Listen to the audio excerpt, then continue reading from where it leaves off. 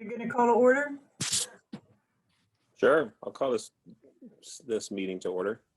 Okay. 7:37 p.m.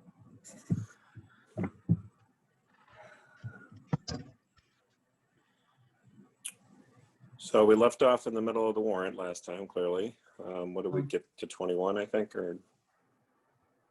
Yeah, and the board approved articles, placing articles 2, 20, and 24 on Monday night. So this is Article 2. I don't know if you feel it needs a FinCom recommendation. This is the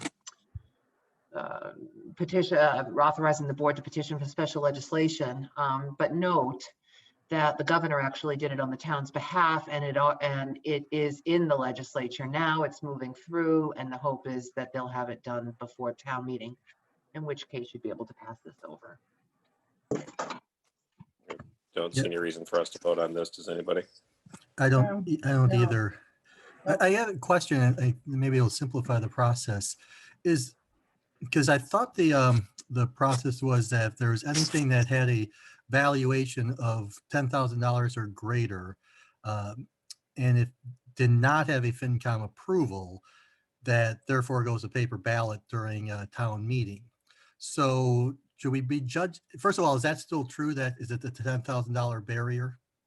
So if there was a if it did not have FinCom approval, the reason I say this is we might want to be careful about voting on anything that doesn't have a clear dollar amount. I mean, even though we probably are approving it, but if we didn't approve it, how would we know if it would be a voice or a paper ballot? I don't have the bylaws in front of me, so I can't answer that question. And that's Barry would be able to answer it right off the top of his head, I'm sure. Margaret, will that really matter this year? Because all ballots are going to be confidential anyways, because they're going to be handheld. Well, yeah, most of them will be handheld unless right? They would be, the votes would be confidential. So for FinCom's information, there are, we've purchased remote handheld devices to try to speed up town meeting a little bit, at least the voting process. And so there are 300 of those. If the attendance at town meeting exceeds 300 though, we won't be using those. You'd be back to the ballot. So long answer to a short question. I don't have the bylaws, Scott. I can get an answer for you. All right. Well, I guess I was just wondering if that would simplify with these, that we don't really have a clear dollar amount.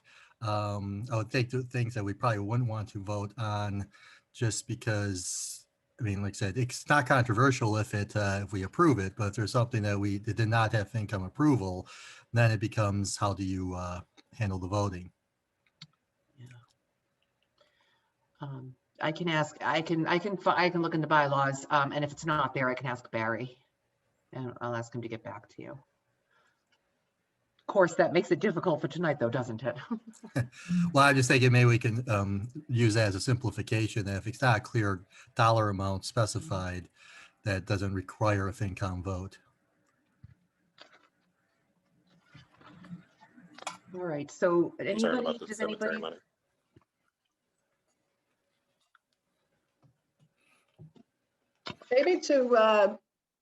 Maybe to just get through this, we could vote on these things, whether a FinCom vote is needed or not. And then if it's needed, it's on the record.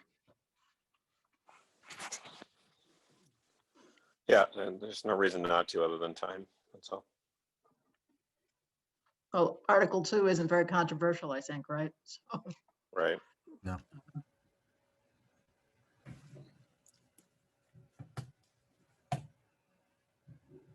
Well, then I guess we need a motion. Oh, I move that we recommend Article 2 at town meeting. I move that we vote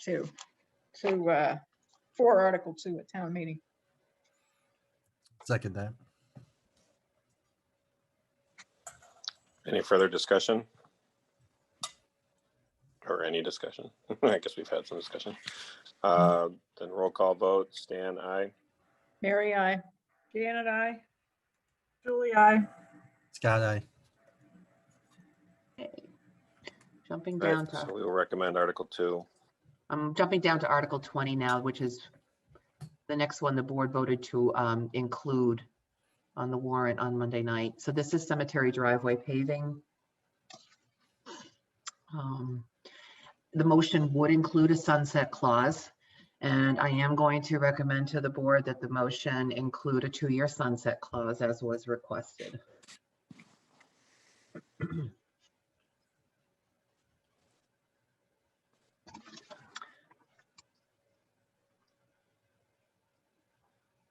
With this article, I know you've looked at the town fund sources and balances spreadsheet, and it's in your drive, the FY22 budget folder. The balance remaining in free cash with this one included and everything else is $878,886.74 if every article is voted.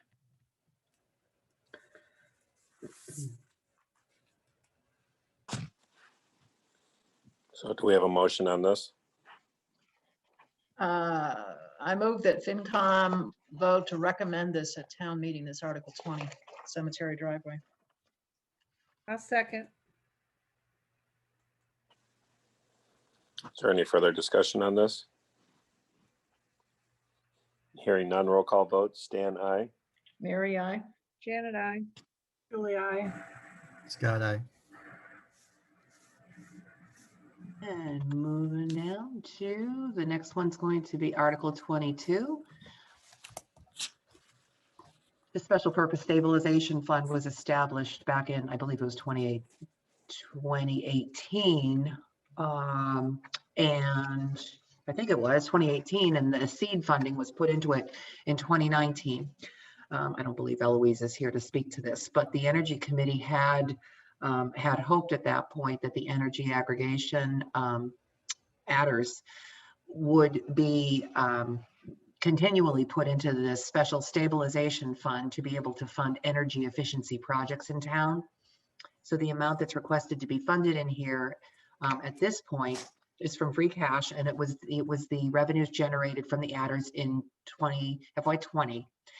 And this article also asks to allow continued funding from the adders without further appropriation. So the adders, once they're received by the town, would be put into the special stabilization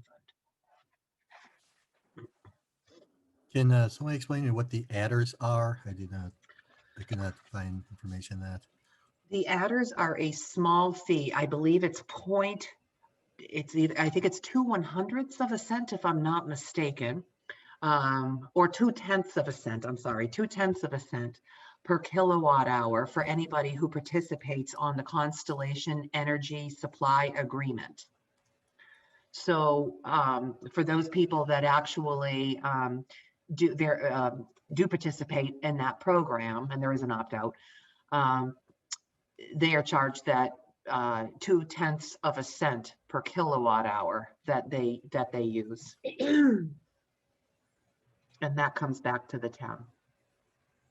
So this money is collected. We just have to get it to the budget. Yeah, so the Energy Committee asks that the money from that 2/10ths of a cent adder per kilowatt hour be deposited to this special stabilization. Oh, so it would no right, longer right. be general fund revenue. Right. And then is this something that needs to happen every year? No, this article would not require it anymore. The only thing that would be required is when the Energy Committee wants to spend the money, they would have to come to town meeting for authorization to spend from this special stabilization fund.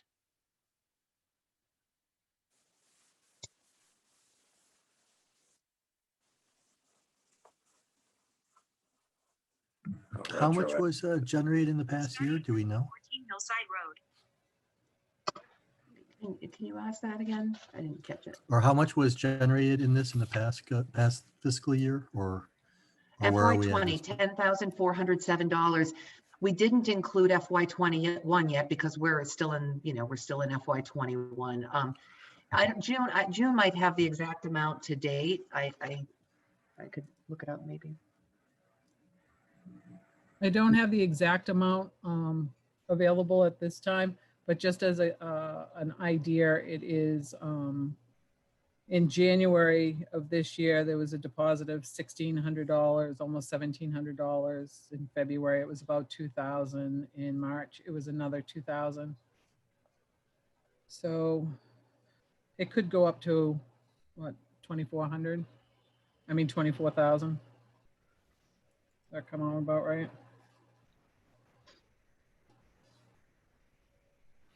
So is this the same dollar amount? It's just maybe people are using, well, either we have more people on it or everybody's home.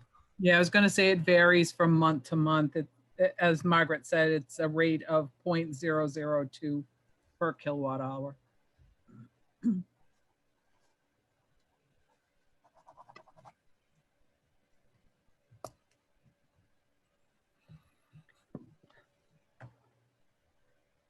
Do we have a motion on this then? I move that we vote to recommend this Article 22 at town meeting.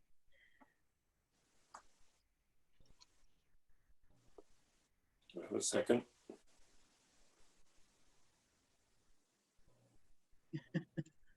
No one wants a second? What's the second? I'll second it. Okay. Any further discussion on this?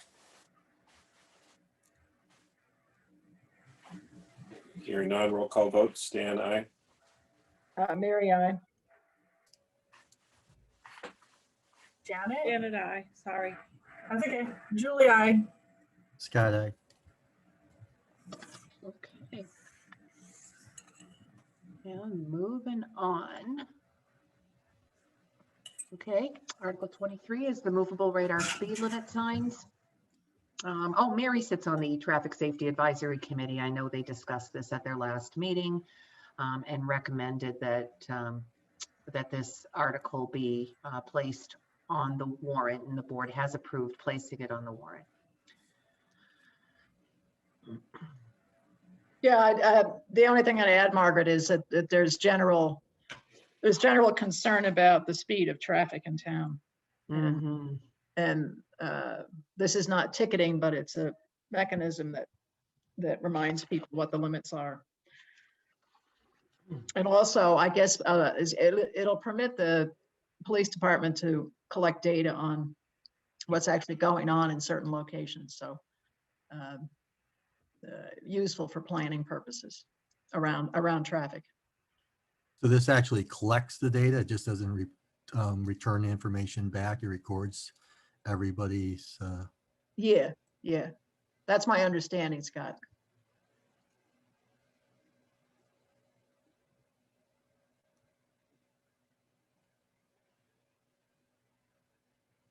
And this is coming out of, This is Highland Commons Public Safety Mitigation safety. Funds. so it's free. Okay.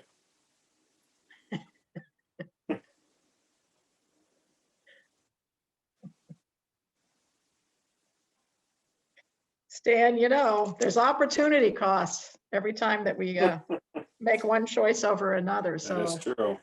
That is true. Margaret, did we have a clamoring for things that didn't make the list? No, really. I don't, not at the moment. Then I think we're okay. would you like a motion on it, Stan? I would love a motion, Mary. All right. I move that we recommend Article 23 for the town.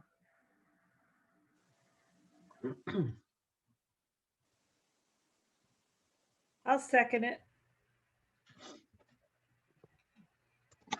I will be pushing for signs that either say thank you or have the smiley faces, because that was kind of a popular choice during that whole pilot project when this was being discussed. Make them friendly signs.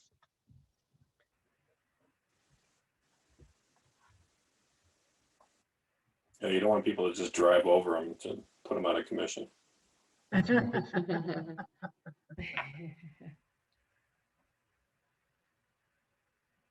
Any further discussion? No. Hearing none, roll call vote. Stan, aye. Mary, I. Janet, I. Julie, I. God,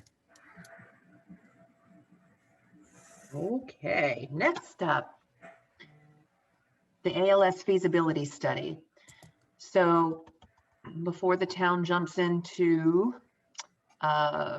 moving to an advanced life support ambulance service, this would fund the study, exactly what it says in the summary. This would fund a study that looks at different options for providing advanced life support services between local and regional. And it would probably look at the shift coverage to see if it would be a 24/7 service, how much that would cost, what the cost implications would be short and long term. So that's what this would fund. So before the town dives in, we'd have a consultant come in and look at those costs and service options.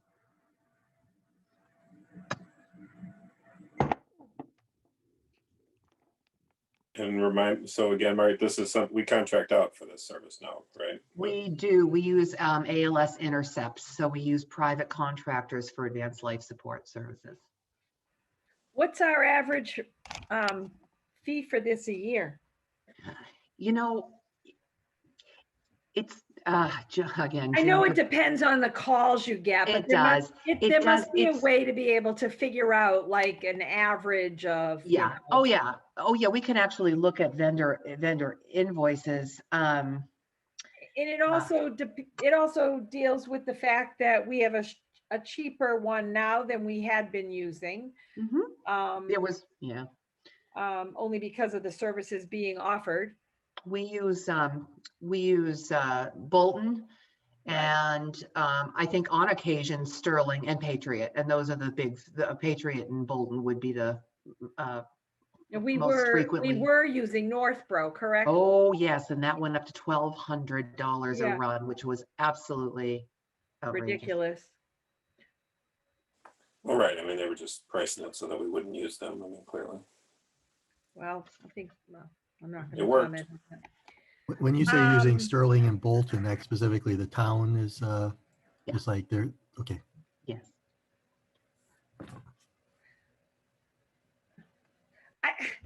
I don't know, part of me says, why are we going to spend $17,500 on something that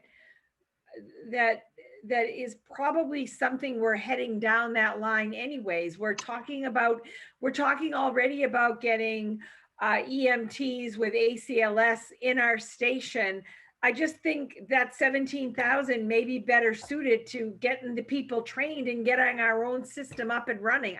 That's just me talking. I don't know. Yeah. There are definitely, a chief does want to move in that direction. But I think it's better to go in eyes wide open, because there will be significant cost increases for the service. And I think my thought is it's best to know what the cost implications are ahead of time before we start going down the road, and to know what options are best. Yeah, I mean, I think Who's that would be a requesting natural this? question. Is chief requesting this? This is from the chief. Oh, all right. Well, Yeah, and he knows best. I just Yeah. think it's a lot of money to spend on something that I thought we were already pretty much deciding we were going down that road. Just as an example, in fiscal year 2020, for Patriot Ambulance Services, we spent $33,000. So that $33,000 would not be spent outside of our town. It would be being collected by the town fire department as a service being billed out. Am I correct, June? We're already billing out at that, but it would just be money that we could keep here versus having to pay it out. Exactly, yeah. I mean, if the chief. Well, we'll see what the study says, but that sounds cheap. Yeah, no. versus doing it ourselves. I think that sounds expensive. But we'll see what the study says. Yeah. Is Patriot the main one next we Yeah, I paid was out? trying to remember the other ones too. Well, Bolton's- Northborough was probably one we used the most, was it not? Or was that, No, would they that were have been in 19? Yeah, Northborough was usually our last resort call. They were our most expensive though, correct? Correct.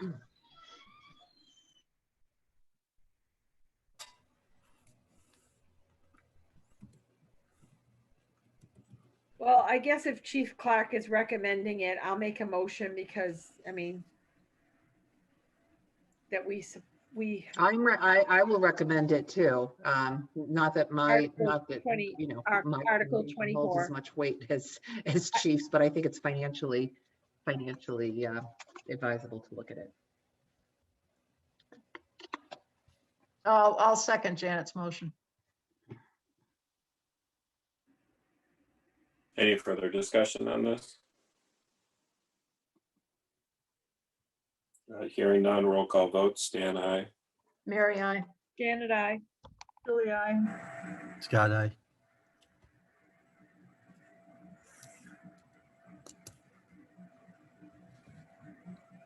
And next, the first of the 2 parking enforcement articles.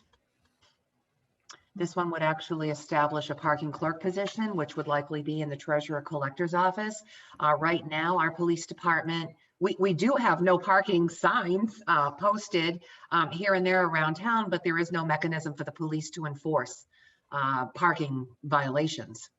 So this would actually allow that based on rules and regulations to be developed and approved by the select board. So all the enforcement would be under regulations adopted by the board. Does this have a money implication? Do we need a vote on this? This would be, the money implication would be collections only. Collections from violations. Well, And but is there wouldn't be that many. But you said we would be having a clerk. I mean, there's a cost associated with that. Is this an offset, like an inspector thing where we don't pay No. the clerk unless we collect, or we're gonna be paying the clerk anyway, right? The clerk is likely going to be the current assistant treasurer in the collector's office. So part of his duties would include parking hearings and taking the fees So What we do you would mean by add, parking hearings?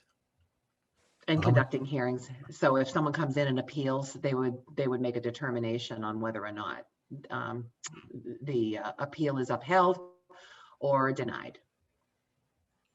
So I'm sorry, you're saying are you adding hours to that position? No. Okay, It so would be that part of the you're- normal duties. Okay. We're not expecting this to be much of a impact on their duties. No, we're not.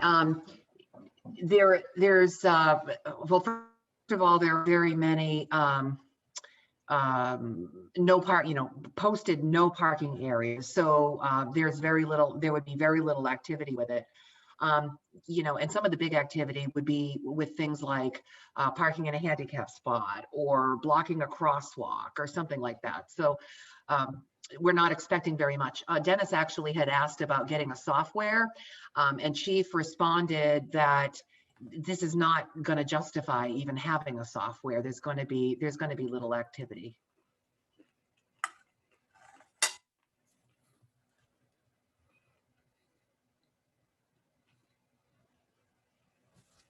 do I have a motion on this?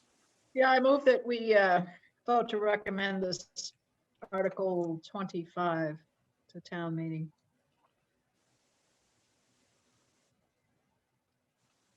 And I can't second it, or I would, Stan. Right. Would anyone care to second it? I'll second it. Any further discussion on this? Hearing none, roll call vote. Stan, aye. Mary, I. Janet, I. Julie, I. God, The next The next parking enforcement article is strictly for towing, and this would be for the more serious violations. So this is the chapter acceptance to be able to remove a vehicle, which again, the police department does not currently have any ability to do. Is there a financial implication tied with this activity? This would be paid strictly by the person that owns the vehicle. And the monies would go where? The monies would probably go to the impoundment. I mean, they'd be paying the citation to the town, and then the monies would for the impoundment would go to, Yeah. yeah.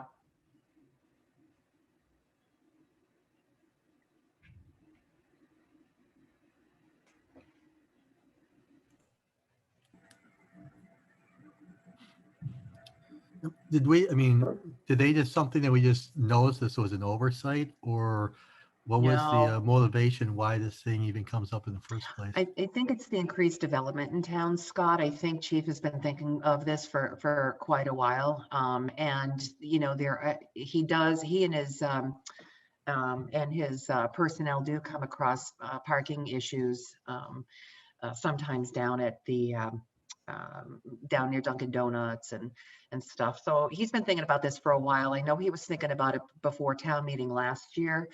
And I think with increased development, it's just kind of tipping him over the edge. He's over Tipping the him over edge. Tipping him over the edge. Margaret, can you just scroll down a little bit? Yeah. This is the actual statute that you're looking at, so.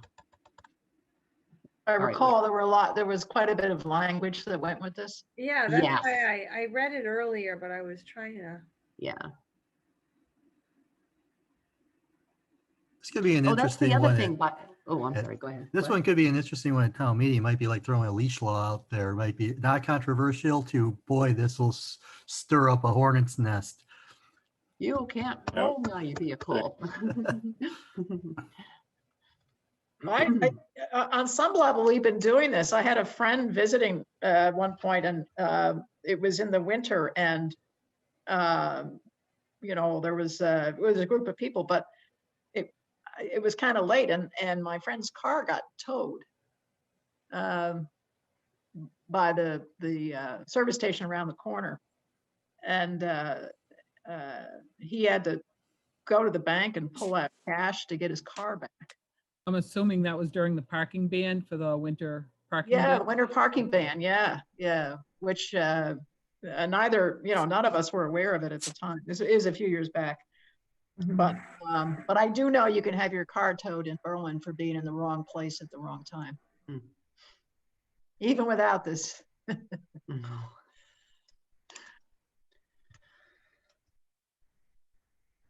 So that's just under a separate provision then, because of the winter. Apparently, yeah, it must be a separate part of our regulation, Stan. I don't know. In any event, on this one, I'll make a motion that we vote to recommend it to town meeting.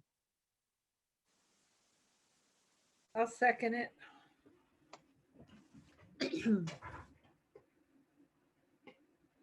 Any further discussion?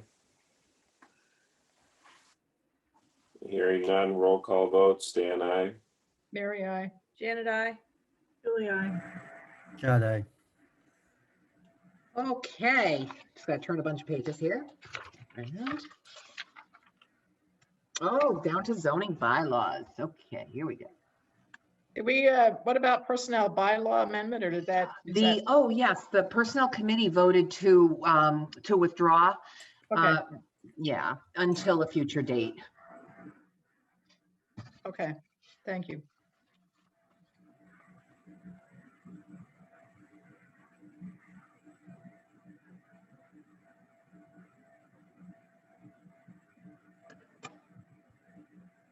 I really can't speak to financial implications for the first few of these articles.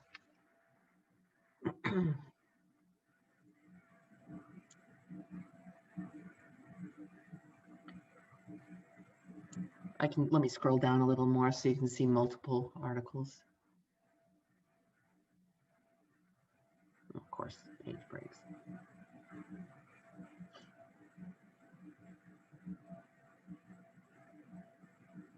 I wouldn't really see a need for FinCom vote on these. Okay. Yeah, I would agree, Scott.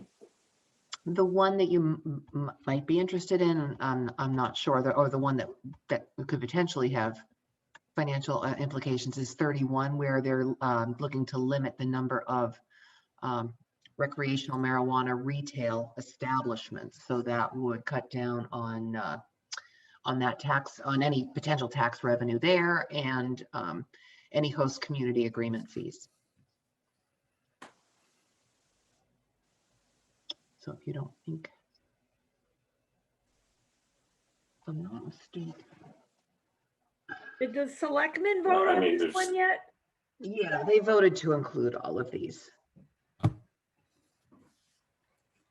want to say the planning board's hearing is April 13th on all of these.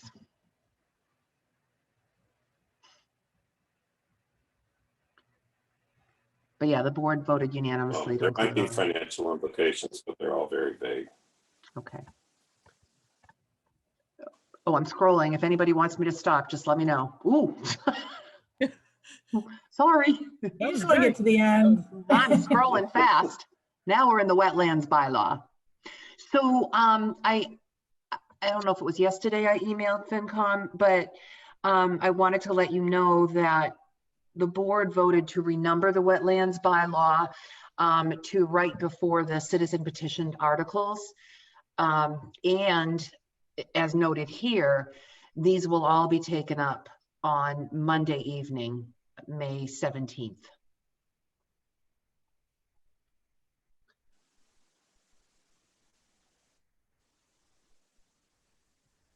And I'm I know, sorry, so what are you saying by that, Margaret? I'm just saying that the hope is to go through all of the other warrant articles that precede Article 33 on Saturday. When they get to Article 33, Oh, right. Barry will call it and say these will be done on Monday evening. And the wetlands hearing, if I remember correctly, is April 6th. Oh, I can check.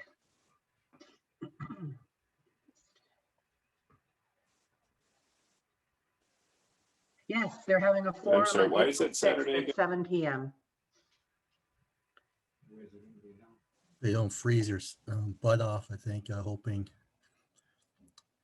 Moving these things to Monday night, the most controversial ones, may speed up the process because people will be too cold to want to stand it for too long. Is it really gonna be that cold on May 17th? Bunch of Once wussies. Don't curse us. the sun sets, you never know. Get some. I used to play a lot of softball that would start in May, and I hated May. The evening games would be damn cold. Or we could have a heat wave. Yes, it could be. Yes, could be sweating out there. Let's just hope it doesn't rain. Yeah, 40 degrees and rain. Oh, Actually, the worst thing is it'll be a beautiful spring evening and nobody's going to want to show up. They're going to want to do anything but sit through a town meeting. The truth.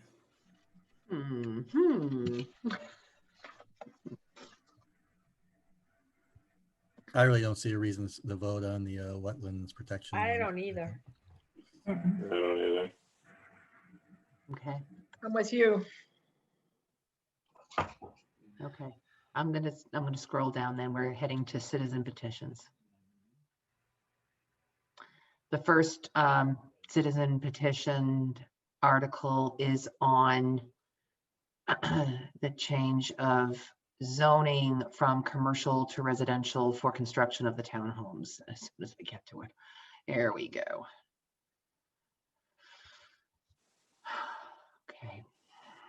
I can't. There's no way I'm going to be able to fit it all. I hope you all have your warrants.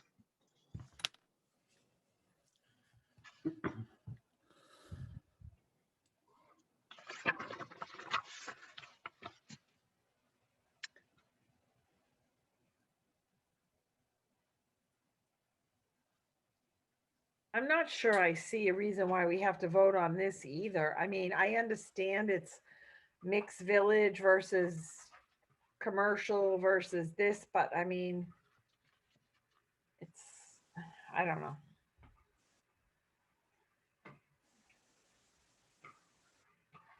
Yeah, without clarity of a true financial number, I don't see a reason either.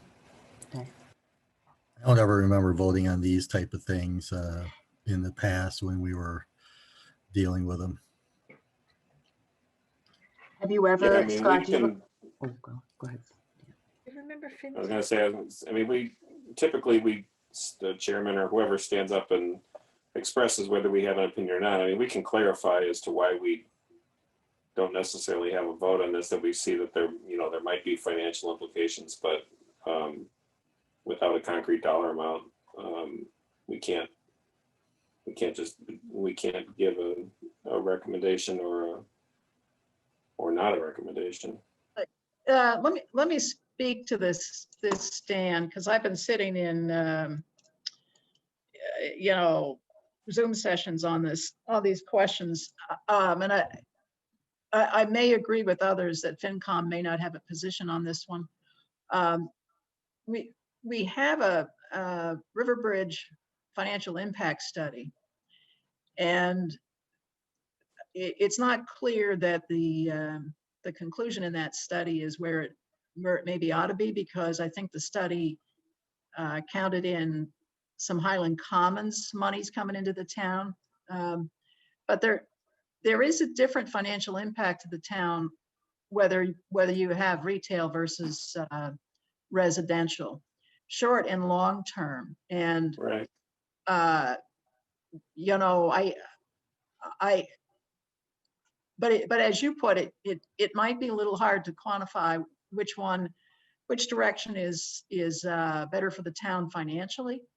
My sense of this is for the town, I think long-term adding more residents. We're talking about 2-bedroom townhouses here. So there's some impact on the school population, but just plain adding more residents. We just talked about ALS. We talked about, you know, Chief Galvin saying, you know, development, he's looking at things differently in the town. And so maybe not as a FinCom member, maybe as a resident, I think that adding to the population base in town is not financially neutral to the town. And so the right kind of retail could be a positive financial impact on the town, but there's so many variables going into it that, you know, I don't think I'd argue too strenuously with people that say we don't need a FinCom vote on this.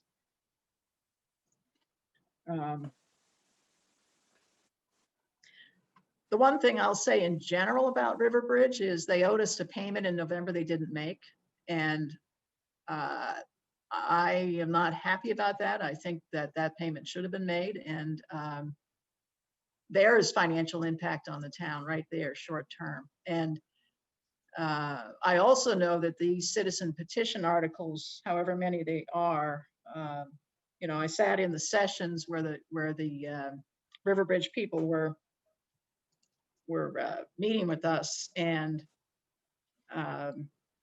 you know, Margaret advised in a very tactful and delicate way that maybe all of these warrant articles should not be brought forward right now, that it was premature because the town is doing some analysis of obligations under the development agreement, and the analysis is not complete.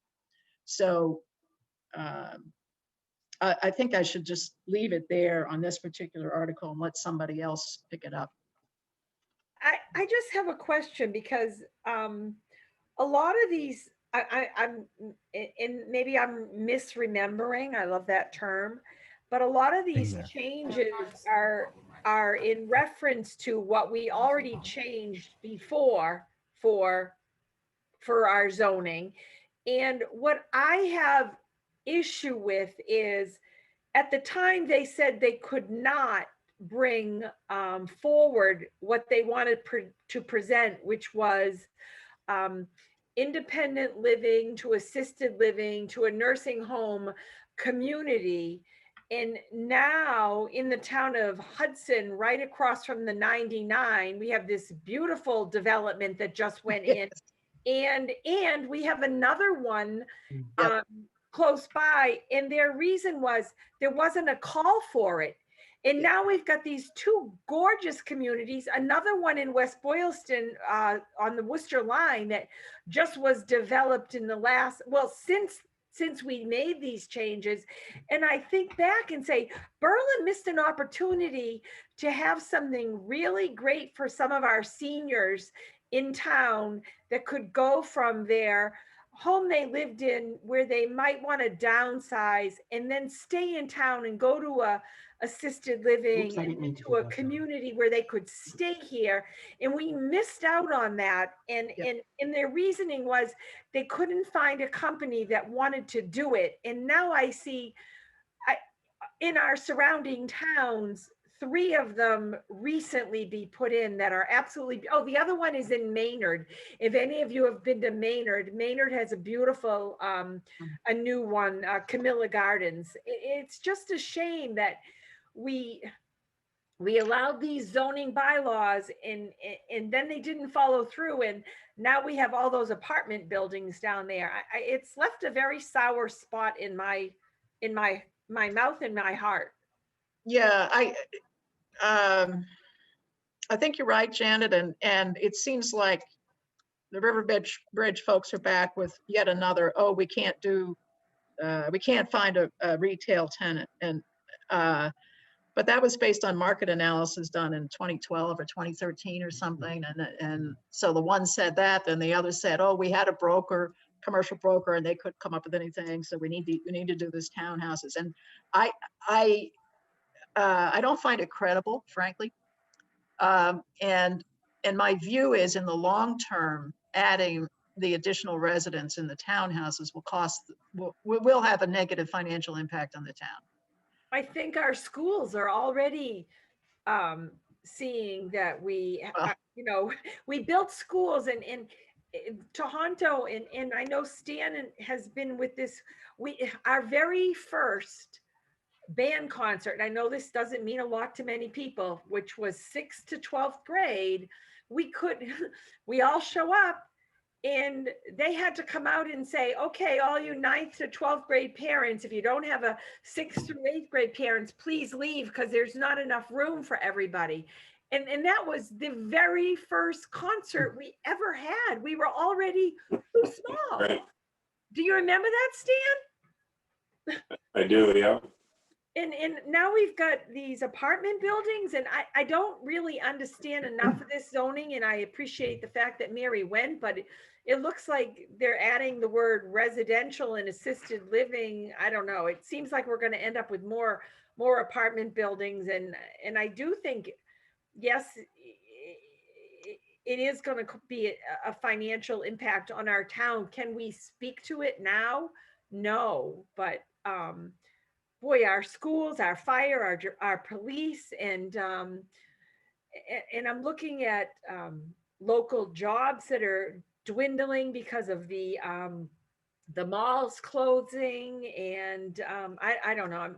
I'm having a hard time swallowing the Kool-Aid.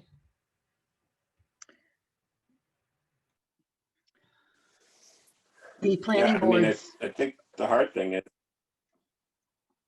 I was just gonna say, I think the hard thing is, you know, any development there is gonna have costs and you know, it's gonna have pluses and minuses. And the thing that bothers me with this is that it's just a constant asking for it to be changed. And, you know, at some point, you know, just build what you say you're gonna build. I mean, and be done with it. But I don't, you know, how many times do we just let them come back and change it?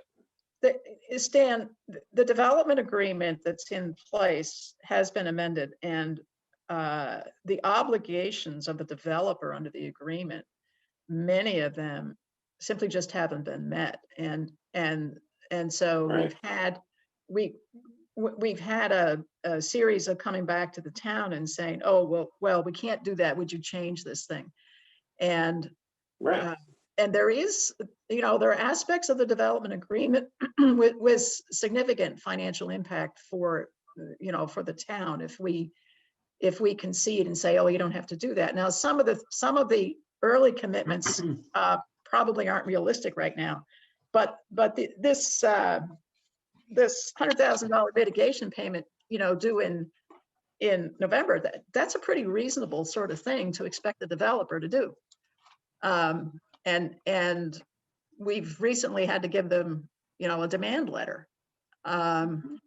So my view from the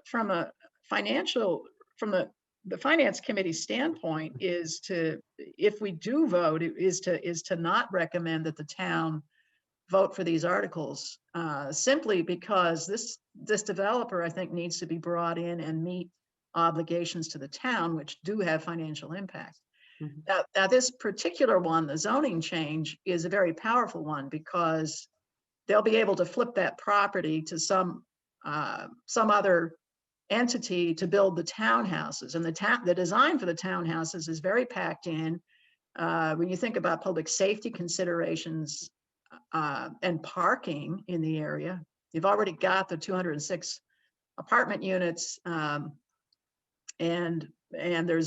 the childcare center and the cafe, and you start to the idea that you can put in, what was it, 33 townhouse units in that space. I don't know if you can all visualize the lot, but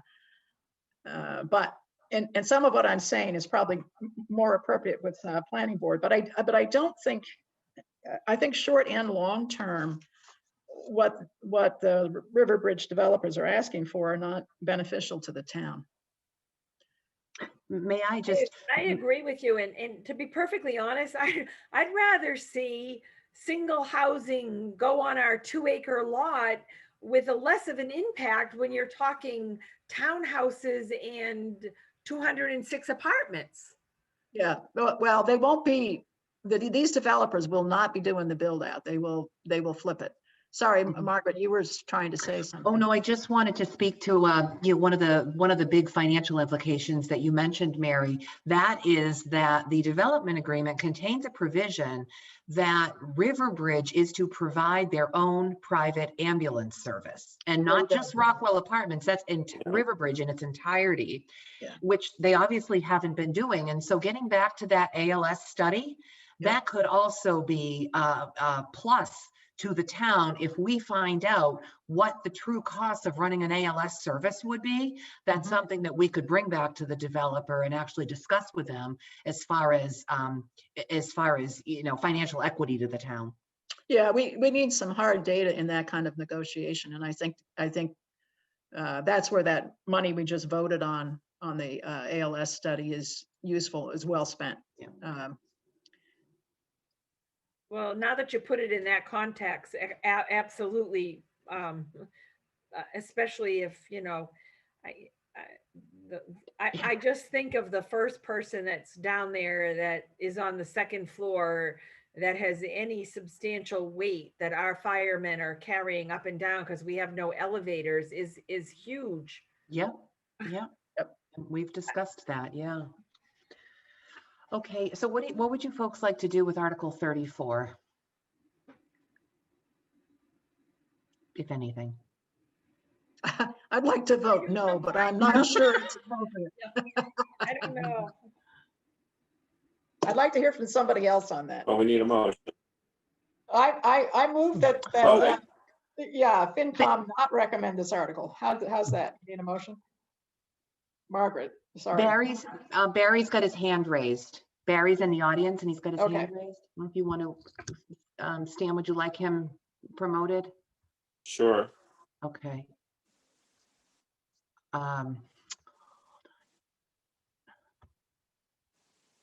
Okay, he's coming. I think. Yep.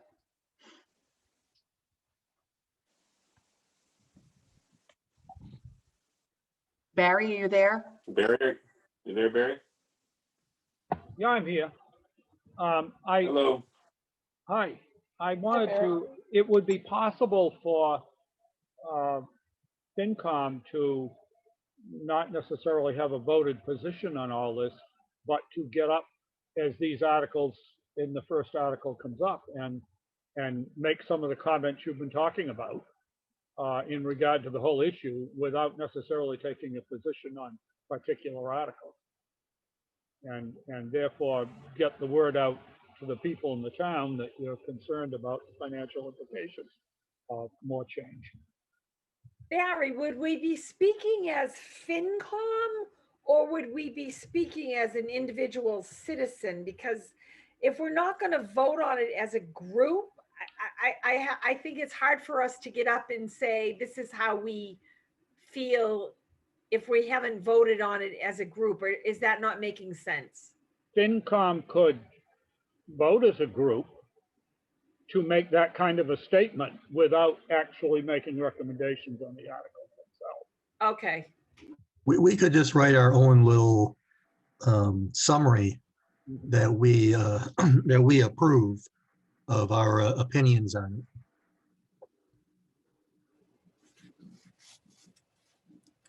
And it could reflect largely on the fact that, you know, the failure to pay the agreed on amounts and some of those other things.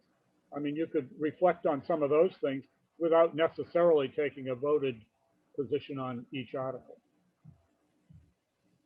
Well, Barry, that's an interesting comment because, again, I'm expressing my views on this one, but I do think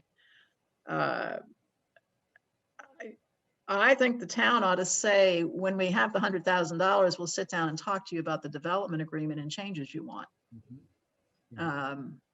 It's one more obligation the developers have failed to meet. So why would we give them something else at this point?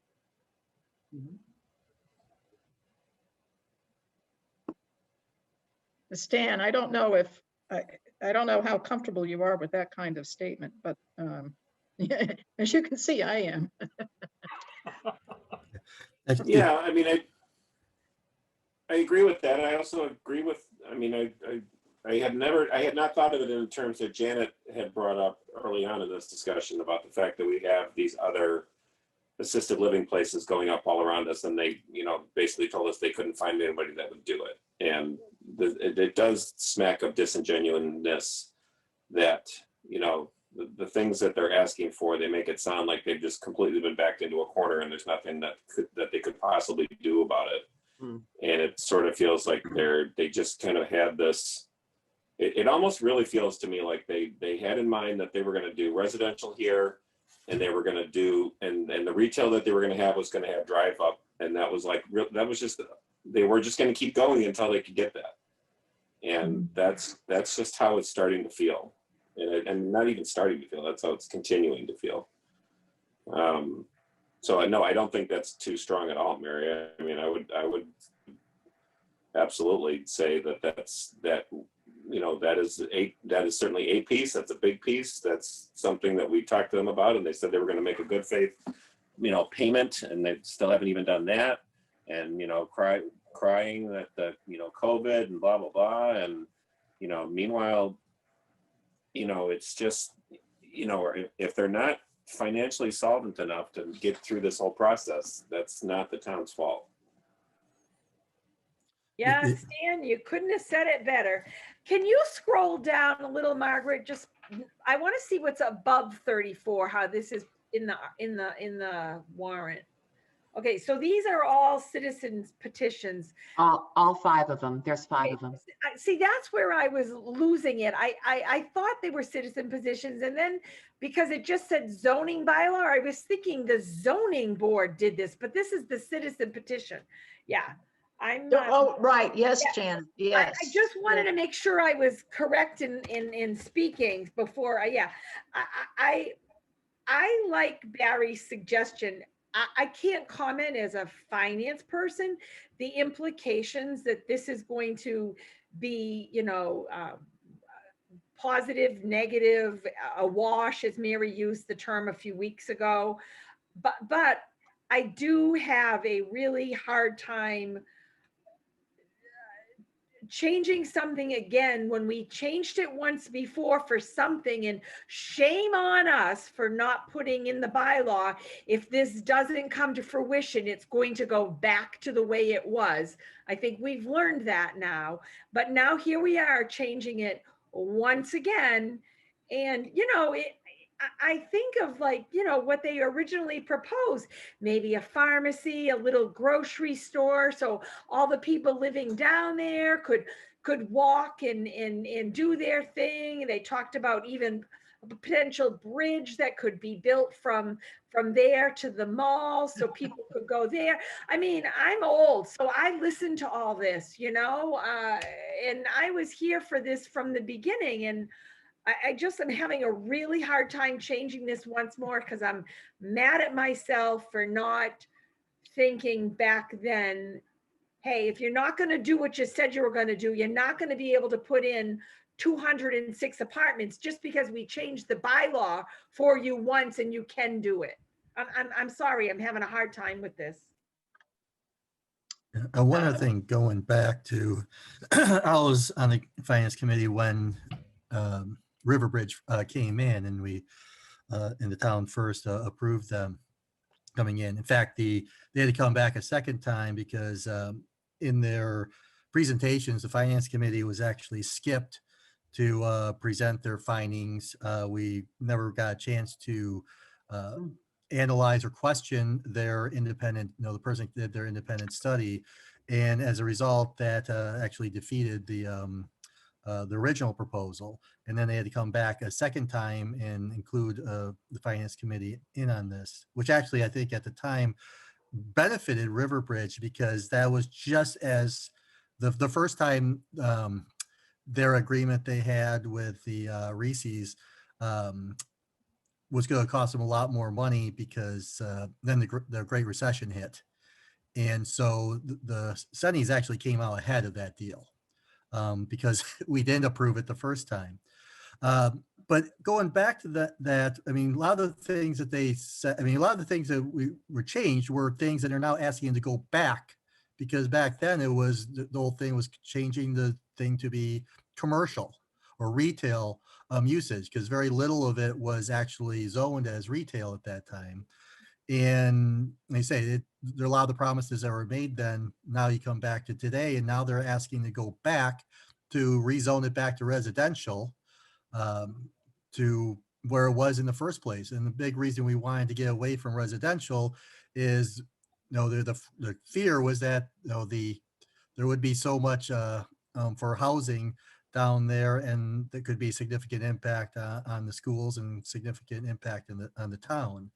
So that's why we, approved at least what their original plans were. And of course, that included the assisted living. That was supposed to be was supposed to really, if anything, was the key piece.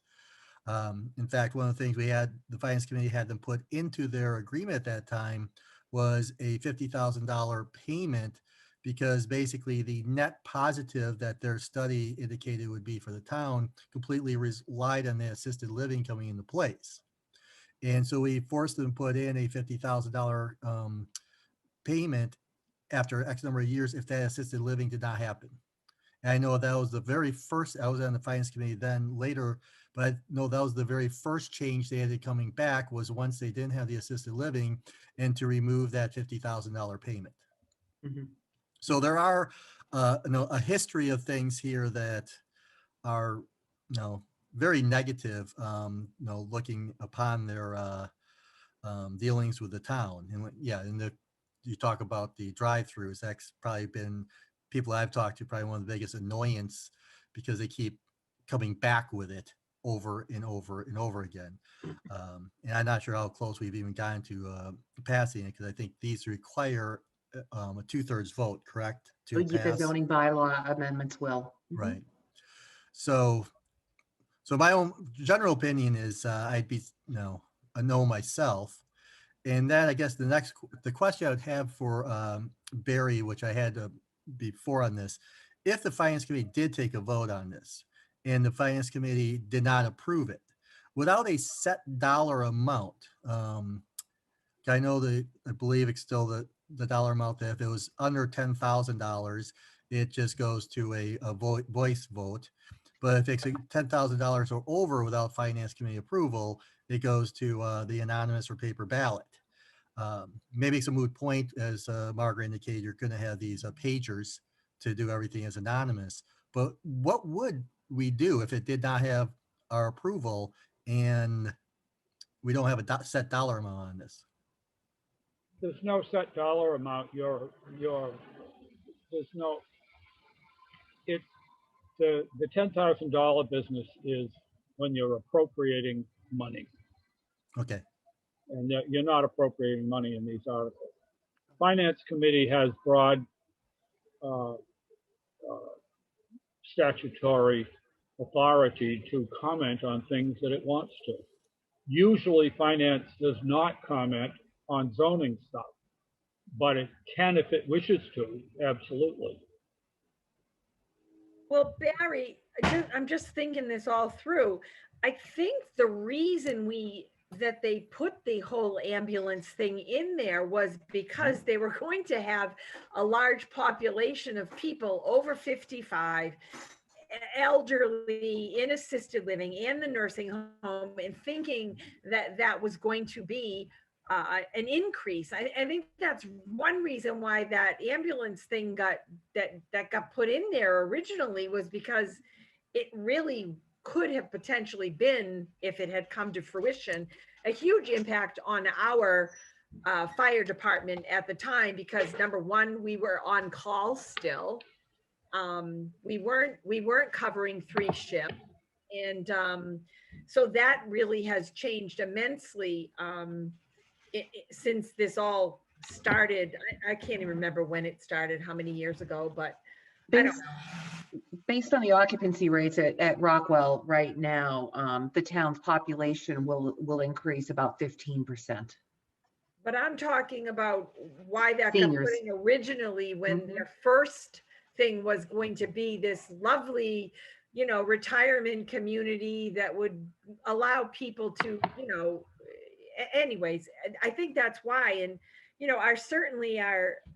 our fire department certainly has grown, not just because of the need of the town, but had that have gone in, it might have, that's why I think the ambulance thing, I don't know. I think I'm all for Barry. I think we need to take a stance here, because I don't think a lot of people, especially people that are new to town, are not going to understand this. And that's how I feel. I would also comment that I'm not positive about what the quantum of vote is going to be in regard to that first article about the townhomes. I think we're going to have to talk to town council about it. I just did. Oh, Yeah. You did? I did, and it's going to require a 2/3.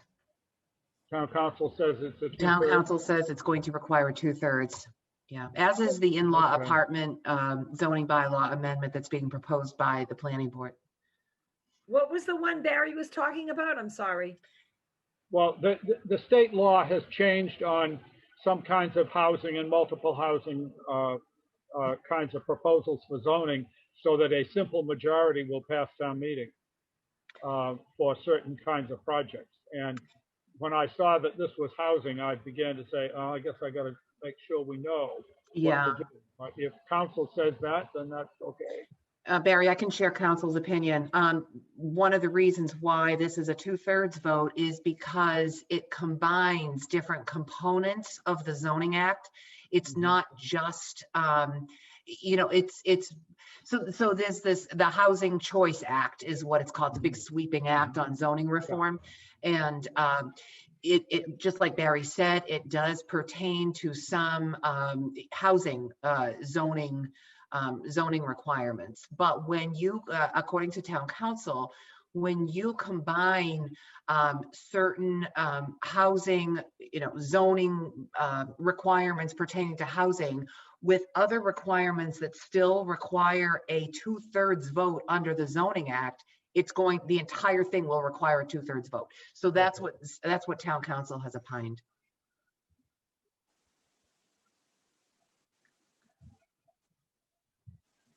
And I have to share that with the proponents of this article.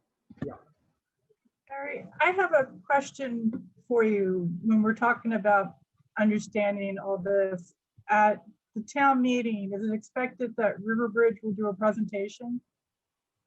Mhm. Oh, Yes. they'll get a certain amount of time to do a presentation? Yeah, And then if anybody else outside of FinCom has objections, they just come up and speak, correct? That's the, yeah, that's okay. right. If there were an organized effort that was known and they approached the moderator, they might get some time too, but, a negative effort. Okay. But I'd have to see that there's an organized negative effort as opposed to just individual. Mhm.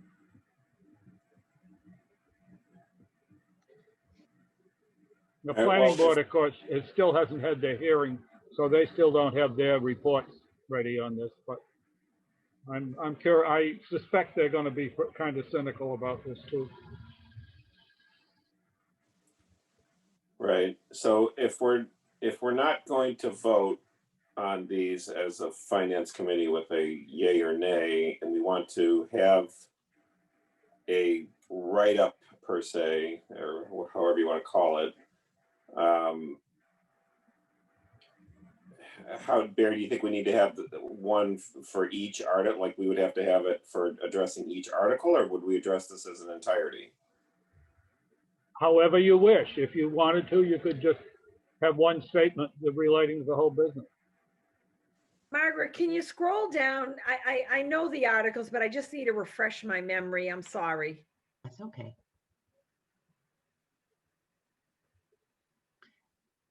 Well, So there- Barry, there's 2 zoning articles and there are 2 articles directly related to the development agreement. Then there's the, would the town go and request another Not this- alcohol I license? know what this reads, Margaret. I just wanted to be fresh what the other the articles actually were. Okay, so sorry. here's the townhomes, and the next one, just as Mary said, this next development agreement modification would pertain to those townhomes. Right. And then is the, And we always have to remember affordable housing in Berlin is not affordable housing. okay, here's the drive-through zoning bylaw amendment proposal. Yeah.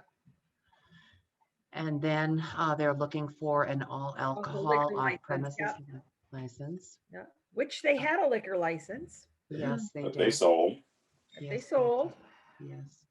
And And the then town still doesn't have any money. I call this last one the catch-all. This is the final one where it's just miscellaneous development agreement modifications. One thing tucked in there I noted, Margaret, and correct me if Yes. I'm wrong, was that the town would vote in this development agreement to let the select board do all the negotiations in the future and not bring it back to town meeting, Yeah, which, I mean, okay. right here. Yeah, right there, Um, right there. Yeah, Well, that's always been the case with these. Those development agreements have always been adopted with the selectmen to do the final negotiation and acceptance. That's been kind of standard for these So- development agreements. So at what point, Barry, did town meeting take its action then? Town meeting voted to approve the general nature of the development agreement before it voted on the zoning bylaw changes. It was in the same meeting with the zoning bylaw change. And I mean, it was put out to the people, please vote for the agreement, whether or not you're going to vote for the zoning change. Because if you vote for the zoning change and you don't vote for the development agreement, we won't have the town's advantages under the development agreement. So in other words, everybody vote for the development agreement, because if the zoning changes don't be made, the whole thing is moot anyway. Hmm. So the town did vote on the provisions of development agreement, much as it's being asked to here. And then the selectmen still had to carry out whether that would be, you know, the specifics of getting the agreement done and signed. Within the confines of what town meeting had approved. Yeah. Okay, okay.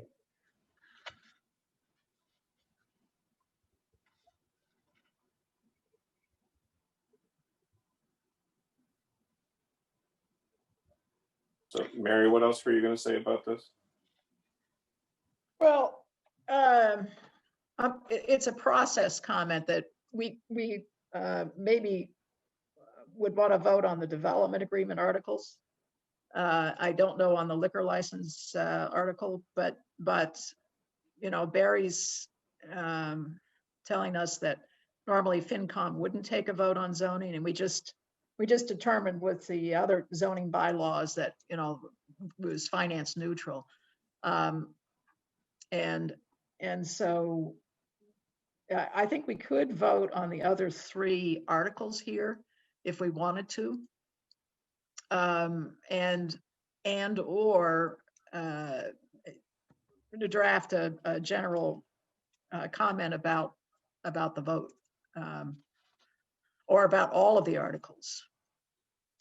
What was the first part of that about drafting a comment? You were volunteering? Oh, okay, thank you. Because I was going to ask you. You know, Stan, I'm late on our annual town report. Oh, you're late. I promised you I was doing it. It's not you. I said I needed to do it, and I was going to do it, and I still plan to. And when Margaret said it was due next Wednesday, I was thrilled because I thought it was this Wednesday. It's still on my agenda. All right. Okay. Still on my agenda. Oh, okay. Excellent. All right.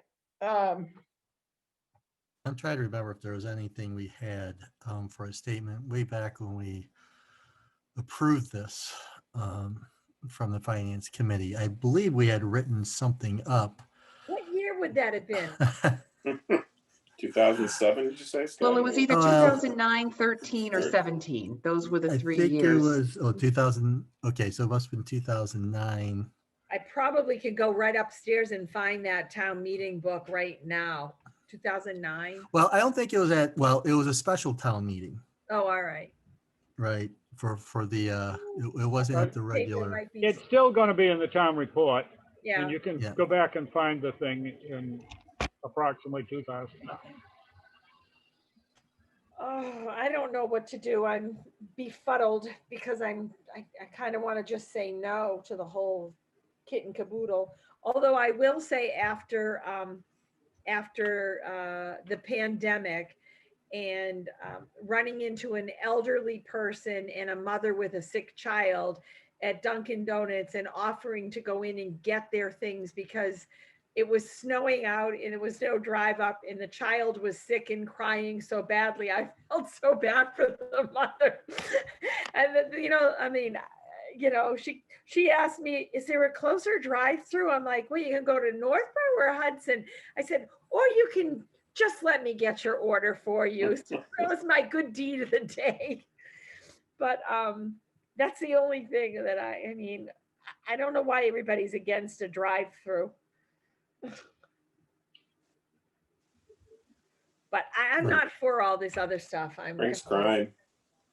Yeah. I mean, most people aren't against drive-throughs just because they see it as, I mean, introducing the fast food restaurants is one of the most common one. And then people just have the general on, they oftentimes produce a lot of litter. But usually the top one is the seeing the next Taco Bell, McDonald's or whatever sitting in the middle of town. Yeah. I've talked to some of our police about the situation there at the Noria, at the convenience, the gas station. And they've said, oh, with the congestion that's there right now, it should relieve. If they had a drive through around it, it should relieve it. But I look at it differently. I think that the developers just didn't give enough space for the operation. I don't think there's enough space there. And I'll go there and put fuel in my car and I watch people, and there's, what is it? Is it 5 or 6 pumps there? And there's just not enough. But the drive-through is on the other side, Mary. I get it, but if you bring people in with the drive-through, what are you going to be doing with that entire paved area? There just isn't enough room to navigate in there. Well, they wouldn't even be in that paved area. Well, you got to get in there somehow. Isn't there a shared access road? No, if you look how it was designed originally, you would understand where I'm coming from.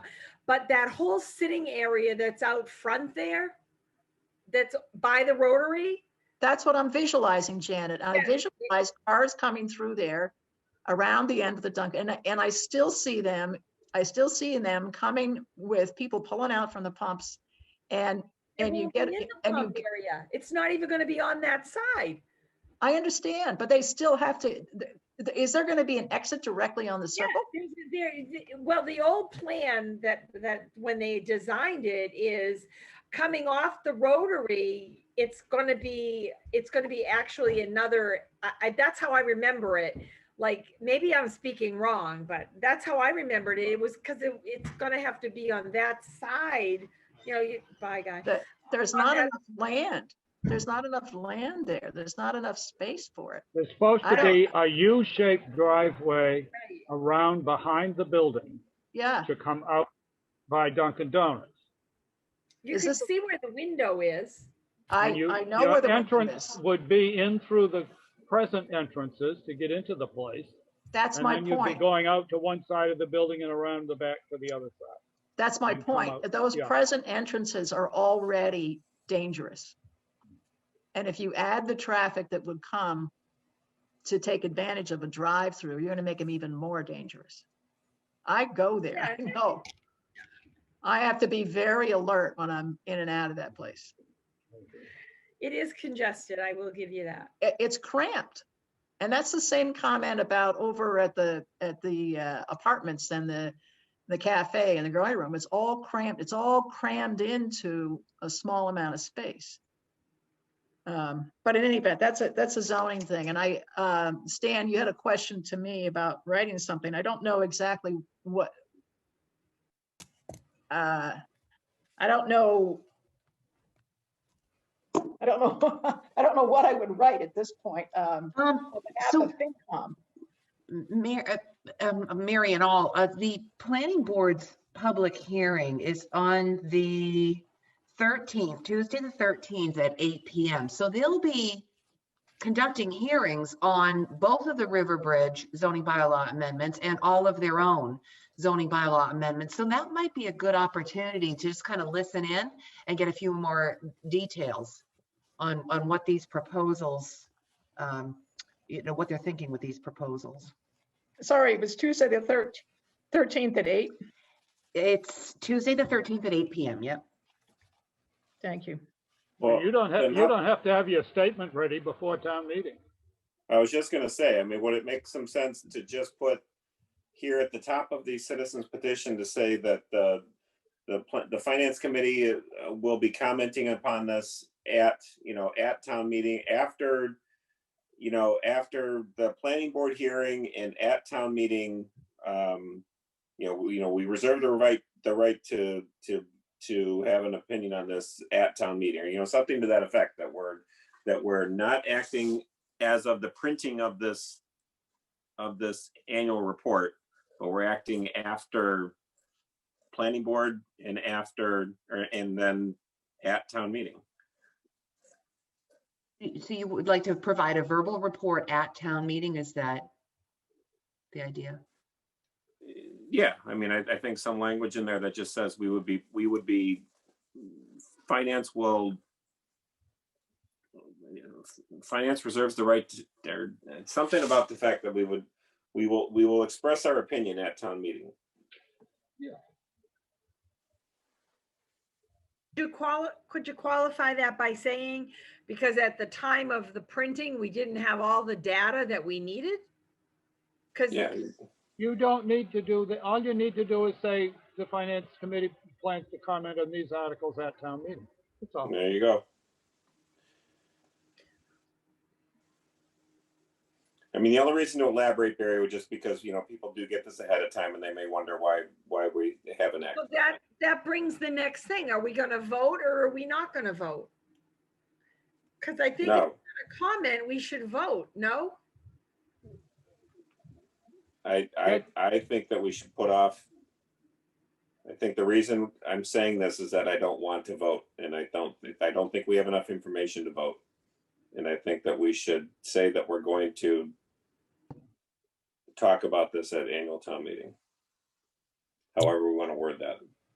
Because I'm not even sure we have enough information to vote on these other parts without even these other articles without the planning board's input on this and their hearing.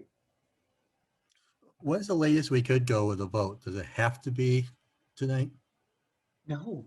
Okay.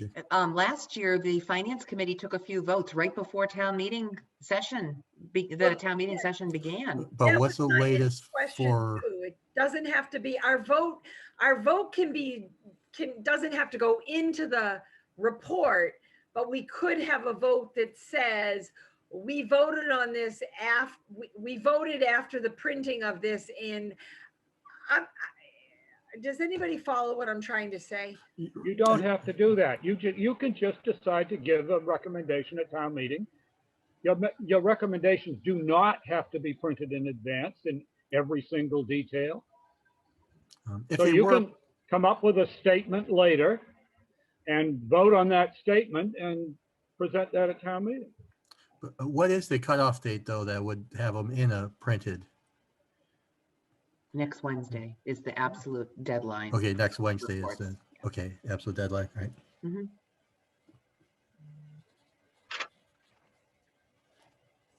Speaking of absolute deadline, Stan, just an aside, June sent me the fiscal 2020 reserve fund transfers. You want me to forward the email to you or do you have it? Yes, please. Okay, you got it.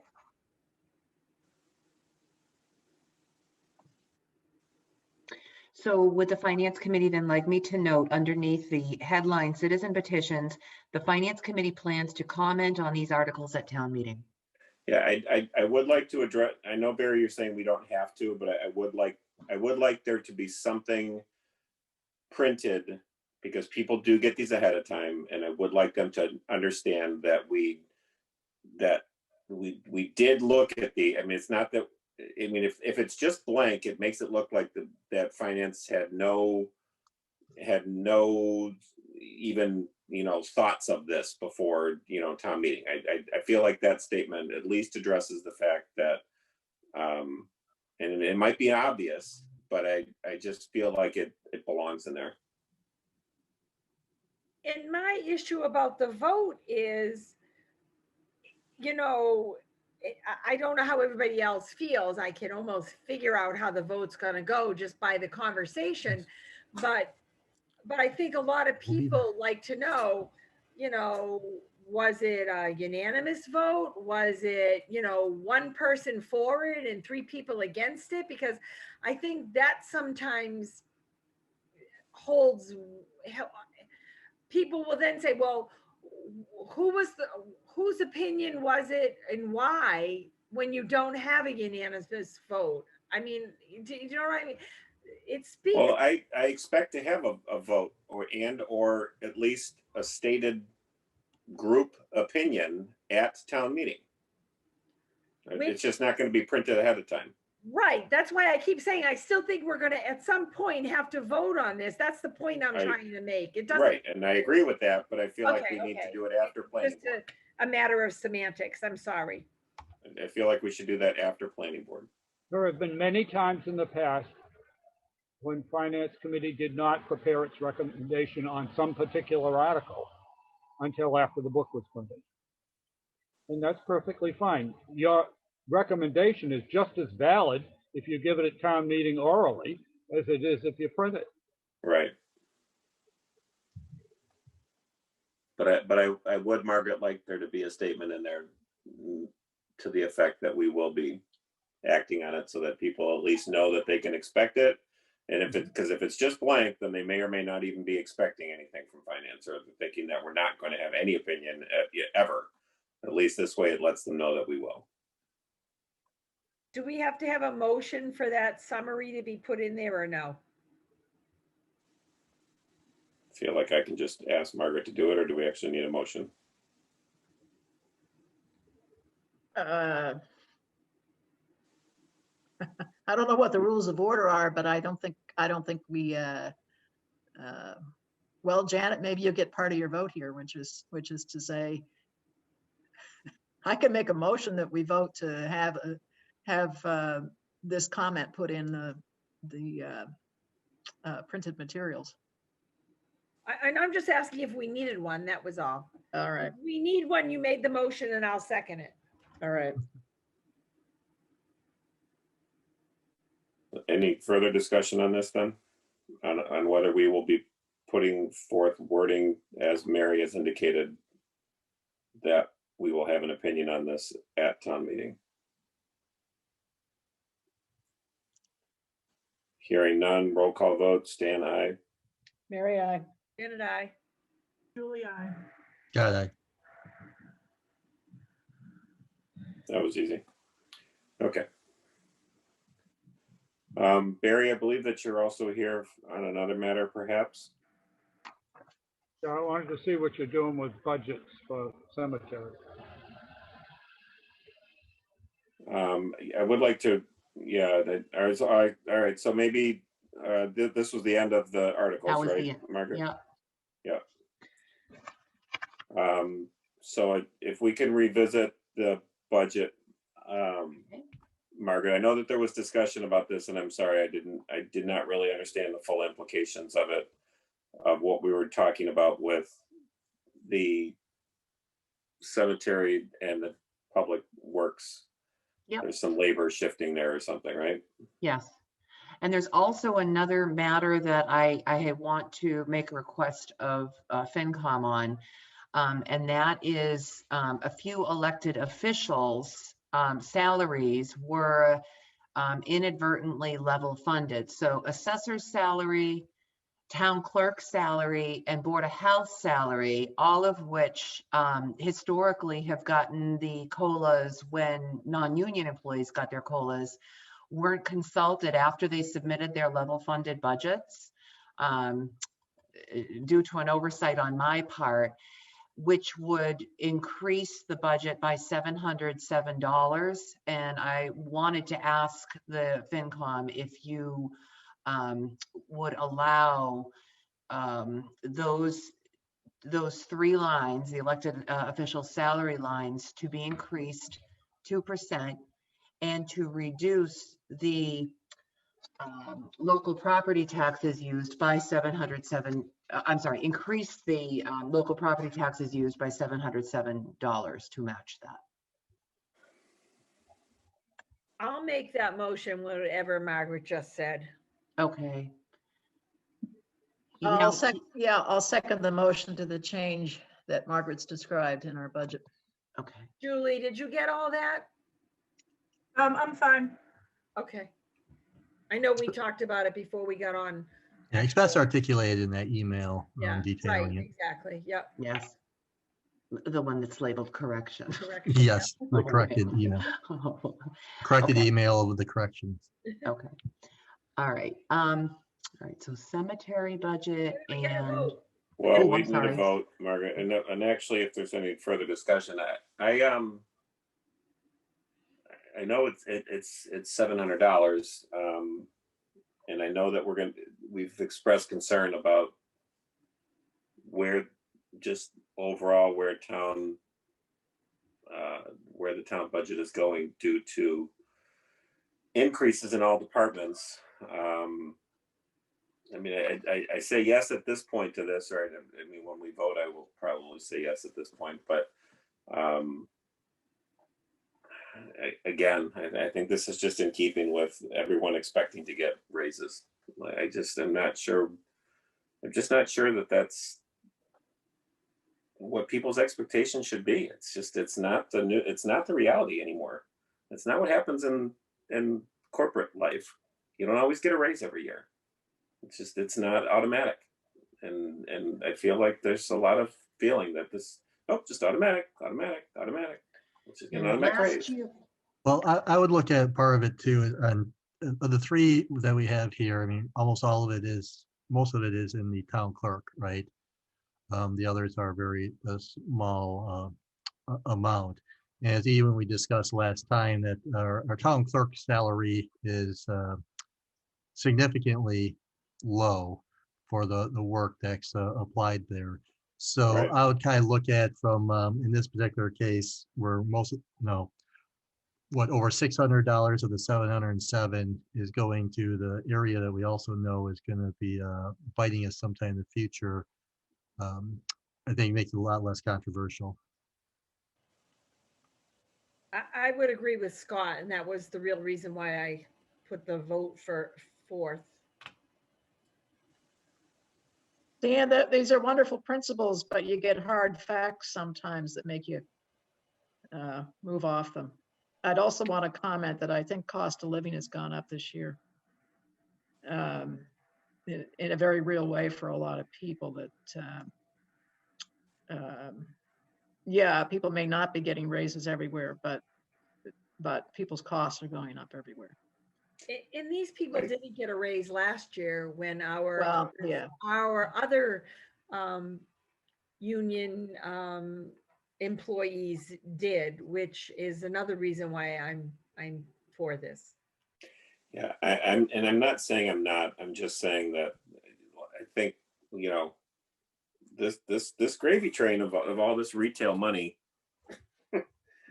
and mitigation funds is I'm afraid it's coming to a crashing halt, and we've gotten it up till now, but I don't want to be on finance when those payments stop coming in.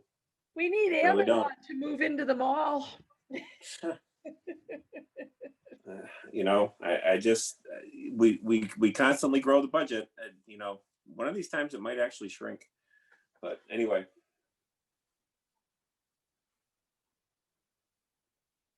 Any further discussion? Stan, I just say that it hasn't happened this year, and I think that the sum right here is one that we can manage. I agree. Aside from the 100,000 out of Riverbridge. Yeah. But aside from that, it hasn't happened this year. So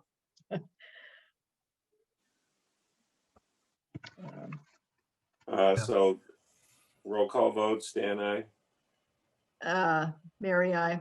Dan and I. Scott, aye.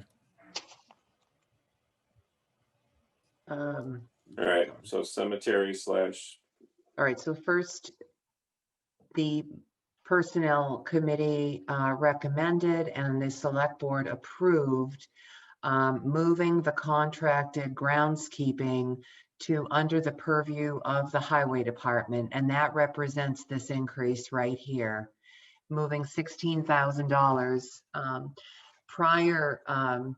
Prior years' cemetery contract groundskeeping services have ranged from about $14,000 to $17,000 a year, depending on the year. So this represents kind of a middle point, the $16,000 transferred from cemeteries to highway. And then cemeteries is down here.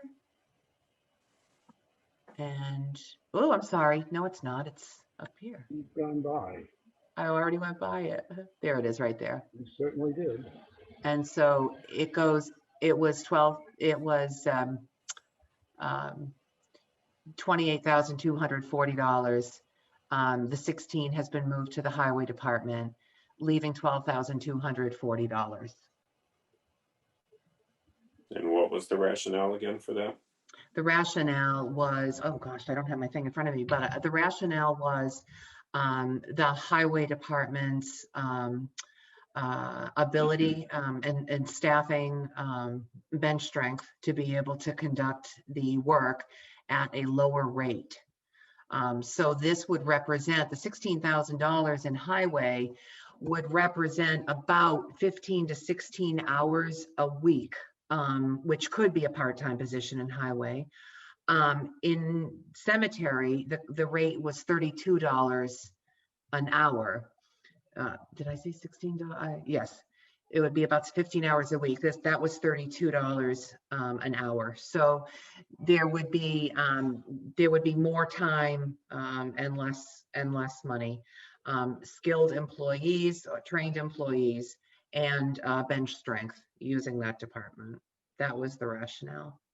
The implication being that our employees aren't trained, which is positively preposterous. The cemetery department has managed to care for this stuff at a remarkably total low cost. And I really was hoping that we could take roughly that 16,000 and move it into the cemetery part-time salary section so that we could perhaps hire a town employee to do that work on top of the cemetery superintendent's work. The 3428 was the salary for the cemetery superintendent who passed away last year. And we've gone without one for the current year so that we can recombobulate things and plan for the new fiscal year. And the personnel committee, the last time I spoke to them, was going to work on combining the two positions. And therefore, I was looking to have taken the 16,000 or some similar figure and moving it into the part-time salary thing and having a superintendent that did most of that work, or that perhaps hired somebody to help with it some of the time, as we have in the past.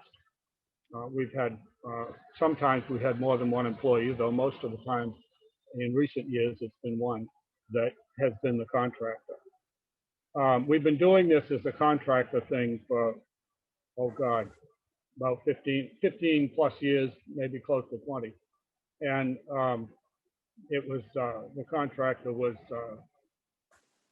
Balance Rock Farm for a number of years, and for more recent years, it's been Robert Giles Jr. And for a much longer period of time.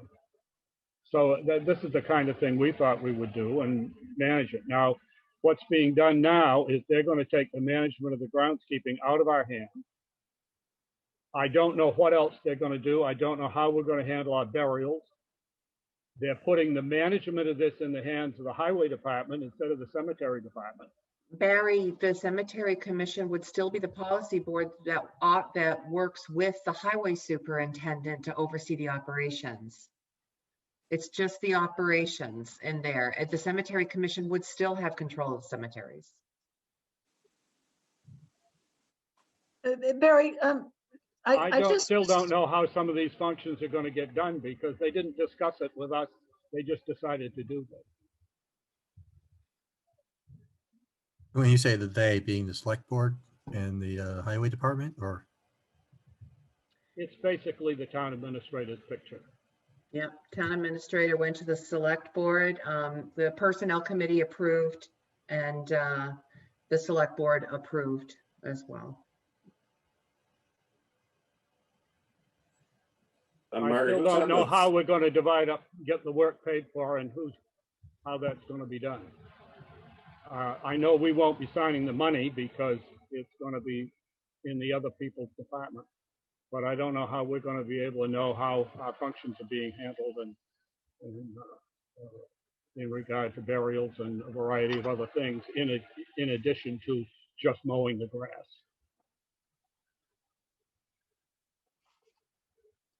Margaret, who actually sits on the personnel committee? Claire Pond, Sue Terrian, and Tom Bradley. I'm sorry, is that just those are three? They're not like representatives from a. No, they're just an independent personnel committee. Okay. Yes. Okay. When And you say oh, sorry, Steve. I was just going to say, so Margaret, you said that this represented more work for the same dollars because of the differential in rate. Absolutely.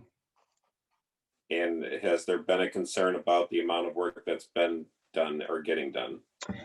No, there were other concerns actually that in large part have been resolved with the contracts in prior years.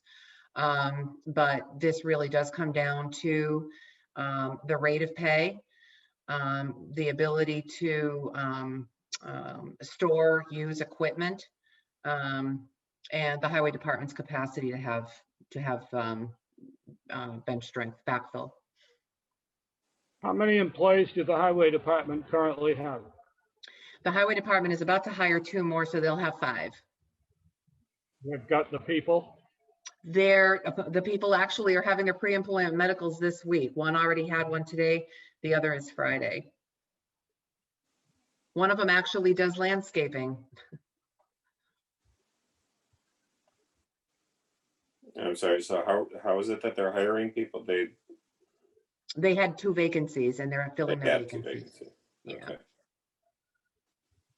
And they're actually hiring the new employees at a lower grade and step. You said they had 2 vacancies, or those are 2 full-time vacancies or There were part-time 2 vacancies? full-time vacancies at a grade 7. So they were combined highway equipment, I'm sorry, a heavy equipment operator, laborer, driver, mechanic. It was a combined position. The two that they were filling the vacancies with are just laborer, driver positions. Okay, and now he's indicated that this was expectation that this was going to add, what was it? Indicated 15 to 16 hours. It'd be about $16,000 at the rate of pay that these individuals are starting at. It would be about 15 to 16 hours a week on average throughout the year. So during the spring, summer, and fall seasons, when there's a lot of activity with groundskeeping, they could certainly do more and fewer hours in the winter. So it just averages out to 15 or 16 hours a week year round. But this is being picked up in those hours by the people that were already That is correct, because they've come in at a lower position. They're not going to be doing the mechanics. They're not going to be doing the heavy equipment operator work. They are laborer drivers. okay. So they'll And then where did that work get moved to, or is that? We have 2 employees who are still the heavy equipment operator, laborer, driver, mechanics.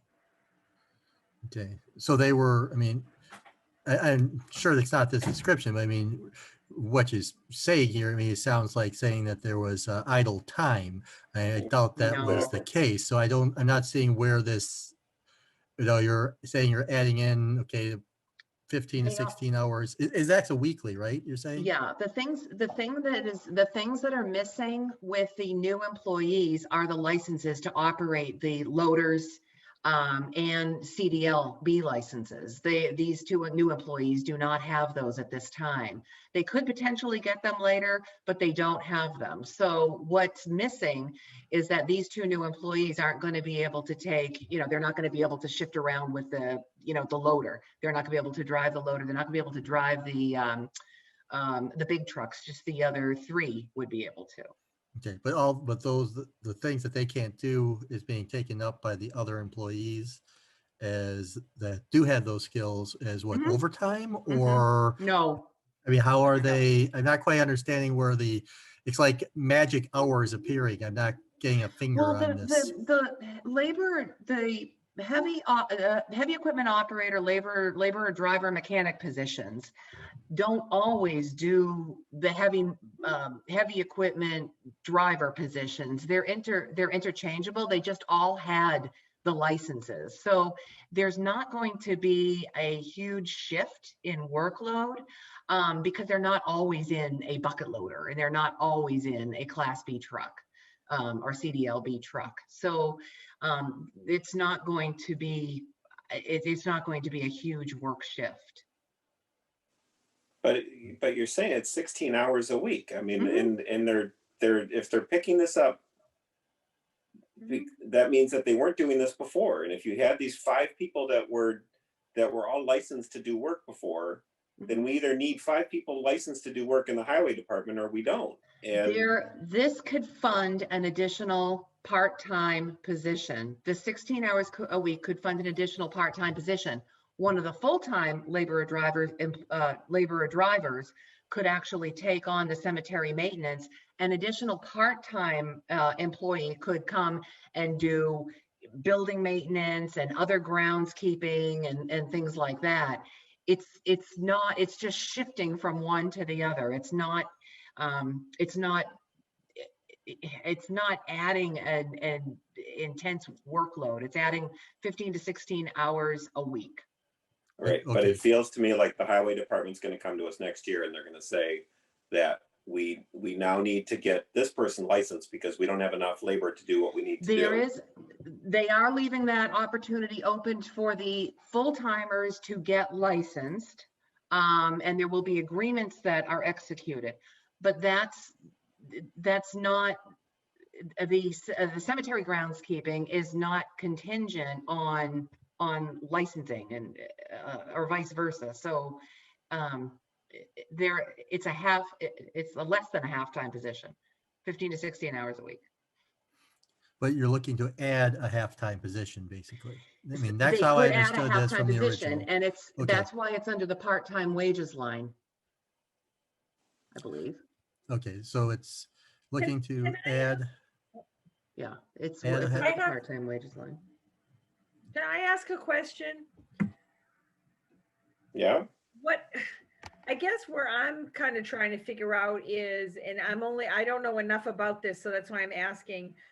We were originally at 32 something an hour, and now we're at, This is going to be $19.63 an hour.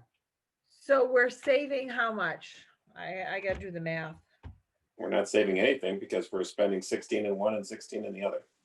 Well, no, but we're Gaining I time. thought it was. We're gaining savings. workload That's that used to be done. why I'm confused. $12.35 an hour. So Barry, are you part of us here? Yeah. Yeah, I got a question about the cemetery work. I understand there's groundskeeping, but what other kind of, I guess what I'm getting at, what skill levels are required for people that operate, do work in the cemetery? I don't know anything about that. I guess that the skill levels thing in our case has to do with the fact that mowing a cemetery is not the same as mowing a field. You're mowing amongst stones, you're mowing in places where there's some of the lots you have to be careful here because the machine can bottom out if you go at it a certain way. Right. And there's just so much specific stuff that you learn about the job. And when we have somebody new doing it, we supervise them quite a bit and help them understand where the places are they have to be careful and so on. And an awful lot of this for us has been the fact that we've had somebody that was very experienced at it, and we just don't have a lot of the problems that come up sometimes because of inexperience working in the cemetery. How long did Highway Department do the work before the cemetery took it over? Before Yeah, Balance Jim Rock Spinney. Farm? Yeah, Jim Spinney had done it for a long time. Well, Jim Spinney was a cemetery employee before he was a highway employee. Yeah. So he was And trained. And he would already been trained in the cemetery.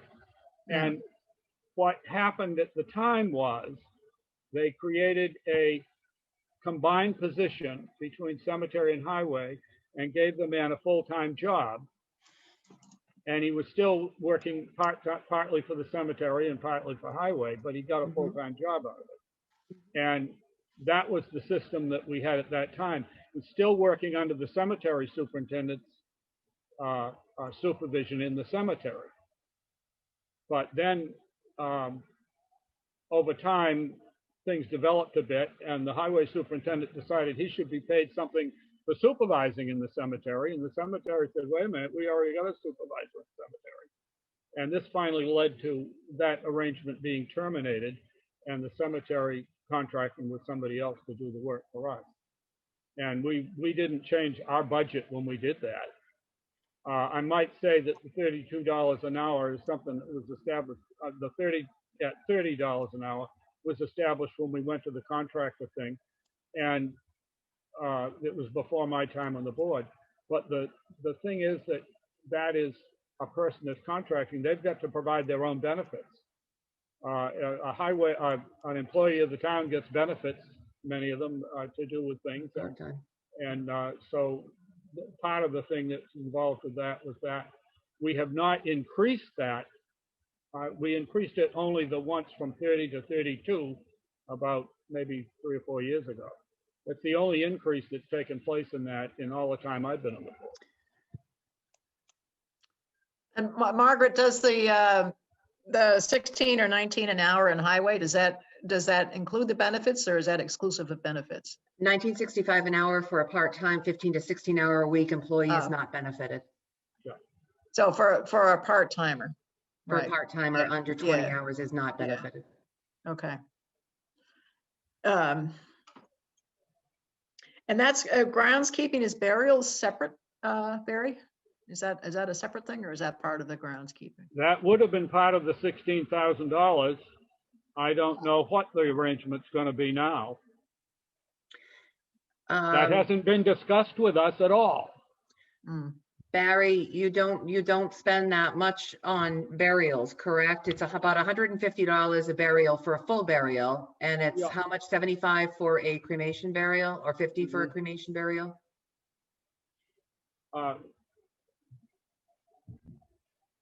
So Margaret, Yeah, you're 50, saying, 50, yeah. normally 50.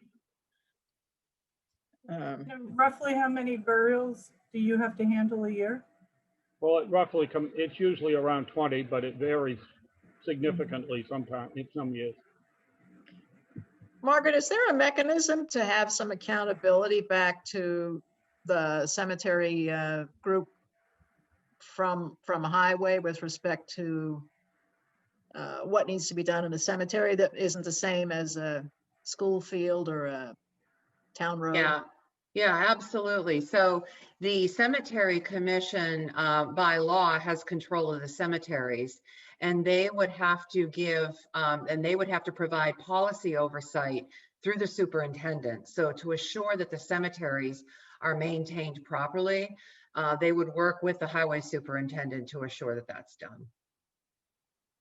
I have a question about that. I guess it's more like the mechanics of handling when if you follow this process, the highway employee, when they work in the cemetery, they would be tracking those hours, correct? Against They'd the be paid by cemetery. the hour. They would be directly trackable to cemetery work.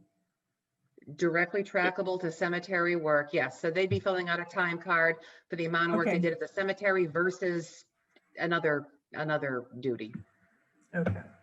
Oh, well, but I'm sorry, so why would they be tracking that? They're just going to be highway department employees.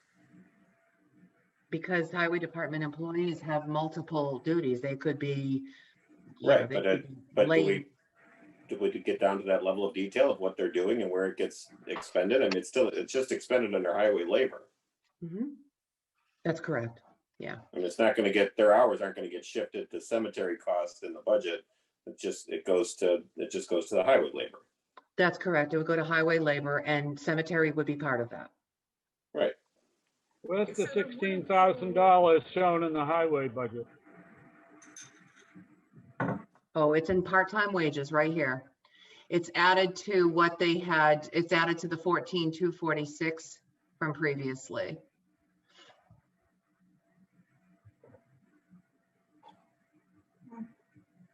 That's the 114% Okay. increase reflects that Okay. shift. Yeah. Right. Well, so they already had a part-time employee at highway? They have a part-time budget, yes. Well, I mean, they have they have a part-time budget, but they have a part-time employee, or? They typically pay for seasonal employees through the part-time wages. So they've had well, actually most recently they did have a part-time employee who's now moved on, but yeah. Well, they sometimes have part-time people help them plow snow in the winter and some things like that. Yeah, and that's from the part-time snow and ice wages here. Yeah, that should go under snow and ice. That shouldn't go under That's highway. correct. You're right. You're right. I'm So- sorry. But what is our part-time wages? I mean, that 14,000, what does get paid out of that, out of curiosity, now that that question got Snow brought and up? ice wages part-time. Yeah, With the two full-time vacancies they had this winter, they had 2 drivers coming in that were paid part-time, CDL B drivers, and not at a full-time overtime rate, which is a significant savings. But they would have any extra employees come in. I'm and not help. talking snow and ice. I'm talking regular highway, line Oh, 72. so there was a young man named Aiden who provided some part-time work for the highway department, who was paid from that line until last year. He's now working in Hawkinton. So We also pay for police details out of that and money. police details, yeah. Police details gets paid out of highway? When they're working for the highway department for like Oh, tree okay, okay, cutting and yeah, stuff. yeah, gotcha, sorry. All right, well, we've already voted on this, but does anyone feel strongly enough to want to revote this based on Barry's concerns, or do we, part of what the finance committee has done in the past is, report back to people what their budgets were and how we voted, and I think we've gotten away from that somewhat recently, and not not really, like, we haven't invited people back to discuss with them their budget. So I feel like this is kind of a discussion with cemetery about what's happening with their budget. We voted it one way. We now have concerns about it. Does anyone feel the need to change this? I can't do that. But if someone wanted to make a motion, or we just leave it live. I don't necessarily have a feeling one way or another, but what from I'm understanding from Barry, and correct me if I'm incorrect, Barry, is the concern that it get done in the manner that the cemetery commission wants it to get done. And I feel a little comfortable knowing that we have a former cemetery person working on highway, but I would like to make sure that it does get done to, Barry's specific ways. Well, I cemetery understand where commission, he's but- coming from. That's how I'm feeling. That's what I'm hearing from Barry, is he's concerned it's not going to be properly handled. And I just want to make sure that everybody's comfortable with that, if I'm correct in what I'm saying. Yes, we have to The, absolutely set up protocols and communication protocols and oversight protocols for that. Yeah, We Janet, also, go ahead.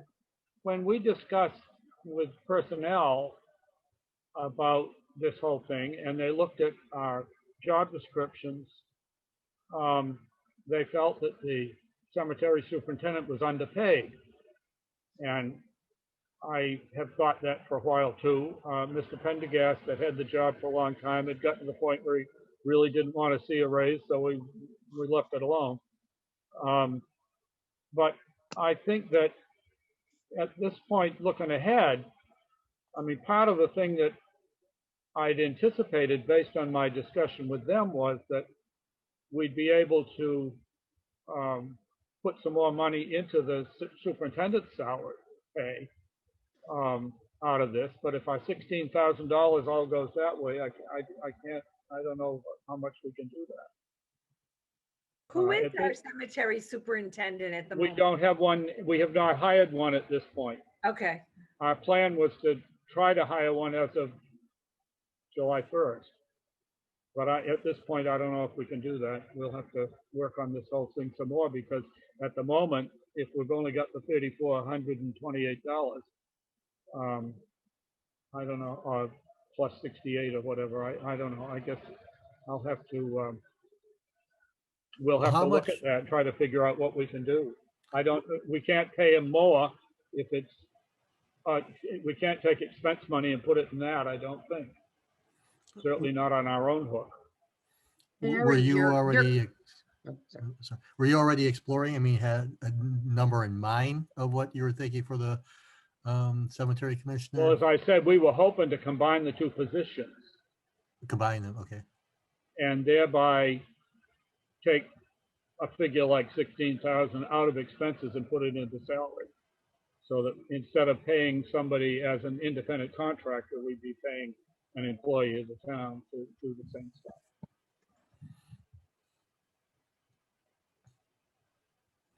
And But that would be, I'm left in a quandary right now. What we'll do if this is going to be put through this way, we have to Barry, go back to the drawing board and try to figure it out. is there a reason why Bob wouldn't pick up what George did? I don't know. I mean, that's a possibility, but I'm not in a position at this point to say that because we've not made that kind of a decision. Mhm. At So the if- moment, Bob is the cemetery commissioner, and Mhm. I'm not. I mean, that conflict has been an issue for a few people. Well, And I we've been think we've trying to resolved, straighten it all out, but yeah, we've resolved that through June 30th. And the only thing that would be needed to allow that to continue if he was to take on superintendent duties is just a continuation of the special municipal employee designation because he's already done the disclosure. yeah, and we need to start putting it in the warrant for the town meeting to allow us to employ ourselves in the thing. Right. Or else he'd have to get off the board and be our superintendent and have somebody else on the board. Right, Has but the he's, superintendent always been part of the board? No, oh no. We have, to my knowledge, we've never had the superintendent be part of the board. So George was just the superintendent. That's correct. And what are, now you have $12,240 left in expenses. What are some of the expenses? Because I'm sorry, I'm ignorant to what the cemetery department does, and I apologize for that. Well, on our regular submitted budget, you'd find a breakdown of that. But I mean, among the things, gas, fuel for the mowers, repairs for the mowers, and that's all going to the highway department now. So I don't know what's going on with that. Whether we're going to still maintain our mowers or not. We have any of the other expenses for parts and light repairs are often done by our own people on that equipment, and any other kinds of supplies that we buy or equipment, and on occasion some other services like some tree work or things of that sort would be included there. And in some years, the other thing that's included in that is all of our burial expenses. We pay another contractor who actually digs graves for us with a backhoe, and we have services of that sort that we pay out of that. But I think that we're going to have to, relook at all of that and see how much of that funding is, how much of that is now going to be, I don't know, put in some other position, or we're still going to have to pay bills on some of it. I just don't know. Well, when there's a lot of what you're saying to me, and this is an assumption on my part, but if you're not going to be mowing and you're not going to be doing the what I would call groundskeeping, I hate to use that, but that's my kind of, that's now falling onto the highway department. I mean, that's how I'm looking at this. Maybe I'm wrong. Maybe we need to have a more definitive job description and role here, which it sounds like we need anyways. But to me, it looks like you've got this $12,240 that you may be able to take some of that to move the salary to your commissioner, where you're not going to have all of those other expenses that went along with mowing. Now, Margaret, correct me if I'm wrong. yes, I agree, Janet. I know there's going to be still some loader. I know you still have some loader expenses, not loader, digger expenses in their contract. You contract out for those services. Yeah, I don't know that the Like highway the department, actual digging of the grave. of yes, yeah, I backhoe. don't know that the highway department could do that. So you'd still have those expenses, but you might have an opportunity there with those, the grave digging, the grave work stuff that Bob does right now for the individual preparation of the graves. That could be something like that could be moved up to the salary. I mean, we There have a could be dollar something. amount associated with the contract, don't we? I mean, there's a contract here that we're shifting to away from contract to salary in the highway department. So there's a set dollar amount and a set of work that person does. Right? That varies, but Barry estimated that the contract for the remainder of this year would be up to $8,000 I'm sorry, for the remainder. of the fiscal year. for through the June. second 6 months of the year. Yeah. Right, but we don't have, so our contract with this person is not for a dollar amount for the year, it's for. No, There No. hasn't been a formal contract in the past. So that's one thing that we've So established it's here. We're doing the submitted rest. time and at $32 an hour. yes. Now, keep in mind that, again, this contract covers burials. And if you have more burials or more full burials, then there's more work and there's more money. And if there's less, then there's less, they get less money. And secondly, groundskeeping depends on how much it rains and how fast the grass grows. And in some of the recent years, we've really had to mow all the time right through the season because the grass has kept growing right through the season. There's been enough rain to make that happen. In past years, lots of times you'll have a period of 3 weeks to a month that you don't mow at all because things kind of dry up. And therefore the amount of work for the groundskeeping person varies. And that's why the contract isn't for a dollar amount. It's for a rate and the work is as it's required. Sometimes we have to do tremendous amounts of work for over a long time, and sometimes it quiets down and there isn't much for a while because of the conditions of weather.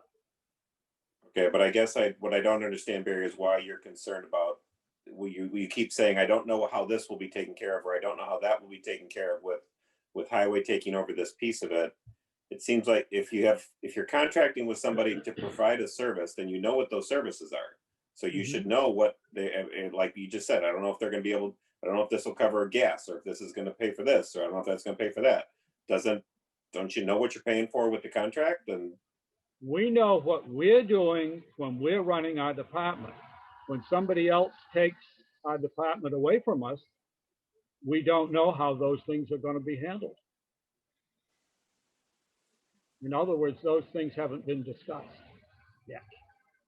right, but you have submitted a budget for, prior to this, you had a budget of $28,000. That's right. That a chunk of that was for,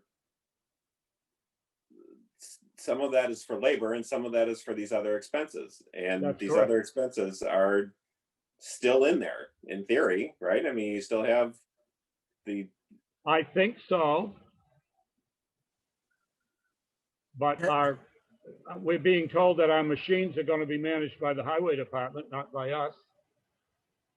And some of those expenses were the management of the machines and the care of those and repair and that kind of stuff. So you must know how much it costs. It must be like a flat rate to actually do the actual burial.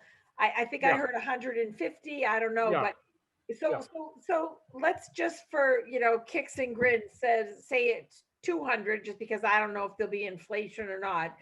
And just makes my math easier. And there's an average of 20 burials a day or a year. Excuse me. That would be $4,000. So I'm looking at this $12,000 left. That gives you still around $8,000 that you could potentially do for your increasing your salary for your commissioner. That's kind of what I don't know. I heard that was, and I don't know if that's enough or not enough, Barry. Oh, well, it could had in- very well, had in I mean, mind for your commissioner. I just don't know yet because we haven't looked at that adequately because this whole arrangement has been put upon us without discussion. And we'll have to work on that. I mean, I understand that. So there's been no discussion yet with the highway commissioner? Or the highway Barry and I have superintendent? discussed this quite a bit. The personnel committee has discussed this quite a bit. I just forwarded the email, the email thread where we talked about this, where it goes into the history of the personnel committee's discussion. So you can have kind of a background. And it also goes more in depth on the reasoning for recommending the shift in some of the groundskeeping money.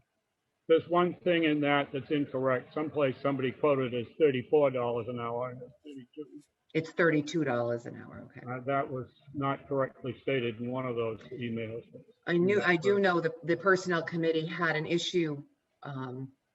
They had some concerns with the rate, and understood that the vendor needs to have his own insurance.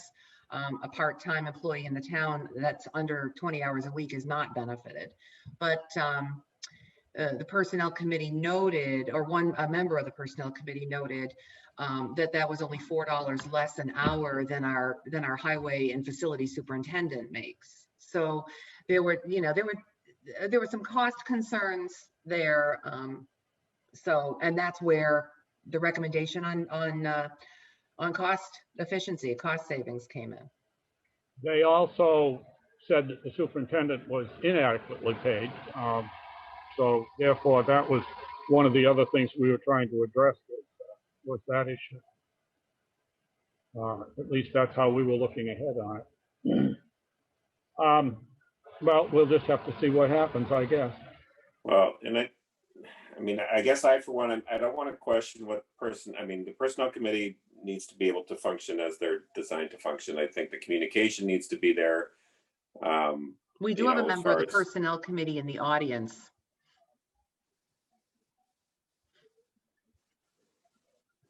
Would you like to promote them? I don't know if they want to be promoted. Okay. I'm just saying, she's in the audience. Okay, so either way, I guess my stance on this would be is my concern for this is the overriding.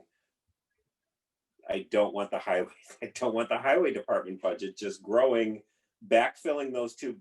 We've hired these two lesser positions to replace two higher paying positions, and I just see this department grow, getting back. So those they're going to grow back to those higher wages because they're going to determine they need them, and then there's going to be zero cost savings, and it's going to end up costing us more. And that's my concern. But we've already voted on this, and if no one wants to make a motion to change this, and I'm not going to. Personnel had the reasons for doing what they were doing, and I'll leave it at that. Yeah, I encourage you to take a look at the email so you can, get a clear picture, and feel free to ask me any questions if you'd like.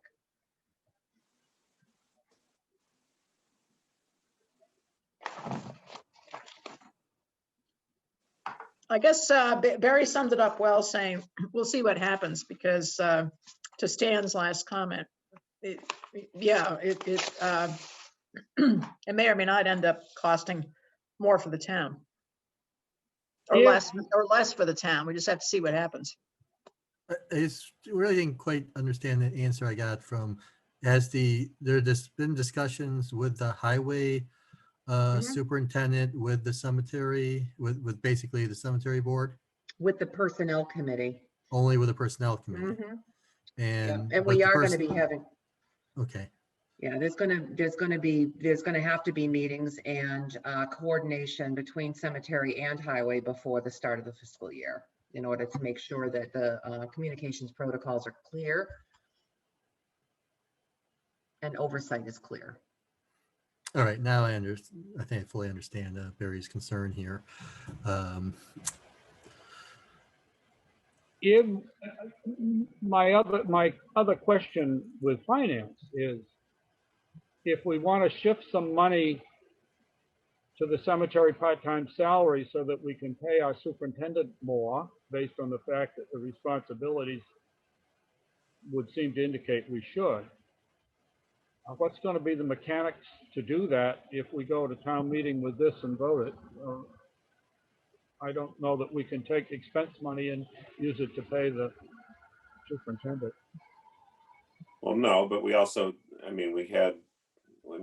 we're at the very end of the budget process, and I understand that. That should be addressed during the budget process.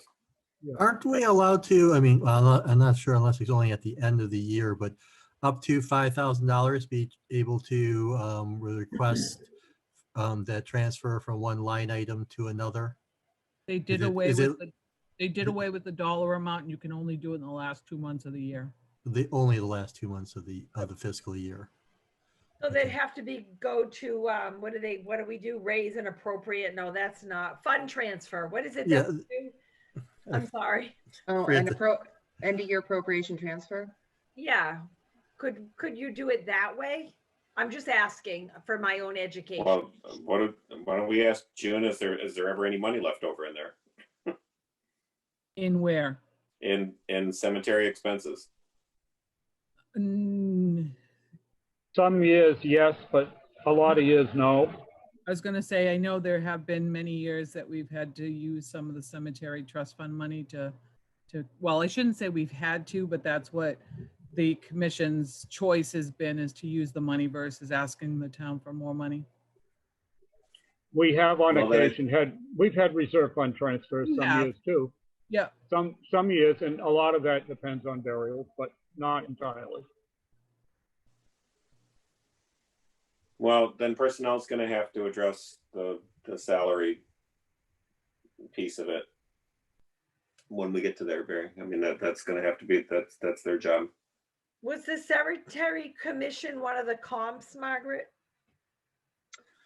I don't have the comp sheet in front of me. It might be, and if it's not, we can get them.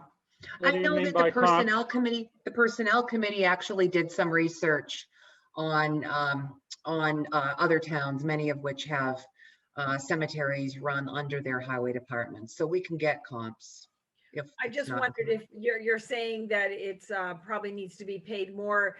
We had a big analysis done, and we've been calling it comps for other salaried people in town. For instance, we know that our town clerk is underpaid. So I just was curious if we got a comp on the commissioner salary. On the superintendent. Oh, superintendent, we could get a comp on this. That's sorry, I misspoke. I apologize. Yeah, we'd have to look at that. And when you do that, you got to see how it's handled. If the job is held by somebody that holds another job too, sometimes it isn't going to show how much is for this, but that's a valid thing to do.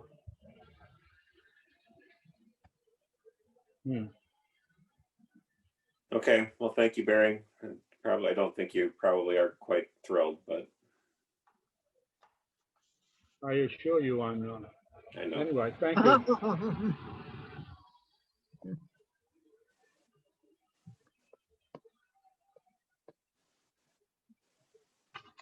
All right, what else do we need to act upon tonight? Since it's almost 10 o'clock. I'm going to tidy up this sheet and send it out to you. This is the formatted, the town report formatted budget in draft form. So I'll tidy it up and get it out to you. But we've already made all our votes, so it's all, we don't have to vote on. You're getting it out to us FYI, not because we need to do anything on it, correct? You've taken all the votes. It's just formatting now.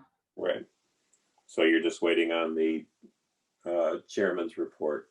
Yep. Is that what we're doing next week?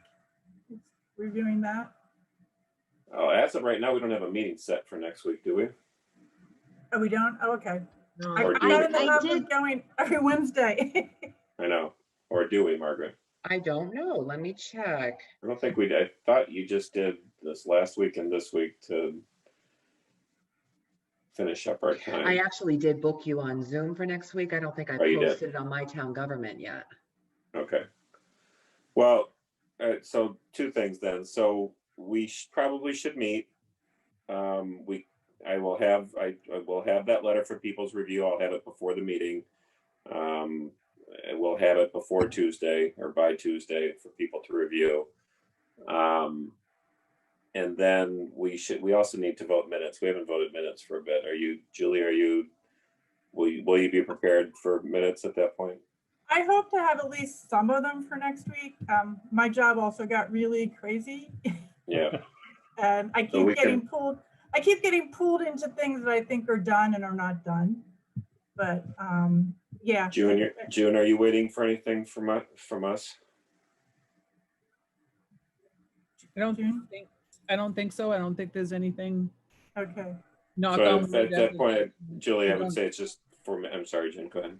I was gonna say, as of right now, I don't believe we have any reserve fund transfers or anything like that that are Yeah. needed. The only thing would be is, I don't know if the town report needed to be done before Wednesday. Well, I thought we had to have it by Wednesday. By Wednesday. By Wednesday evening. Okay. I even gave Oh. till evening. Okay. So, all right. So Julie, I think that whatever we have, let's just plan on voting whatever we have. And if we don't have the last couple meetings, then we can have a meeting before, and I imagine we will have a meeting before town meeting. And even if we didn't, we could set one up for the half an hour before town meeting to vote minutes, and there'll be reserve fund transfers to deal with by that time for sure. So we'll have to, well, probably, there usually is. So we'll Great. probably have to get together. I just don't know that we have to get together. But so we need to get together next week to approve the letter, and because that shouldn't just be something that's passed around email. I don't think it should be, because I'm going to want input on that. And then I think if we vote whatever minutes we have, and then I think we're wrapped up until someone raises their hand and says we have to do something. I can't be here next week. I committed, I didn't think we were going to have a meeting because I looked tonight to see that if it was Right. and it wasn't, and I have another commitment now. I apologize. Well, I think A, as long as we have a quorum, that's fine, and B, as long as we have a quorum, if you wanted to submit anything based on reviewing it, feel free. I mean, I think, and if you don't, then we'd have a quorum and we can act on it. But I looked right before our meeting because I had a phone call and I said, oh, nope, we're not booked next week. So I apologize.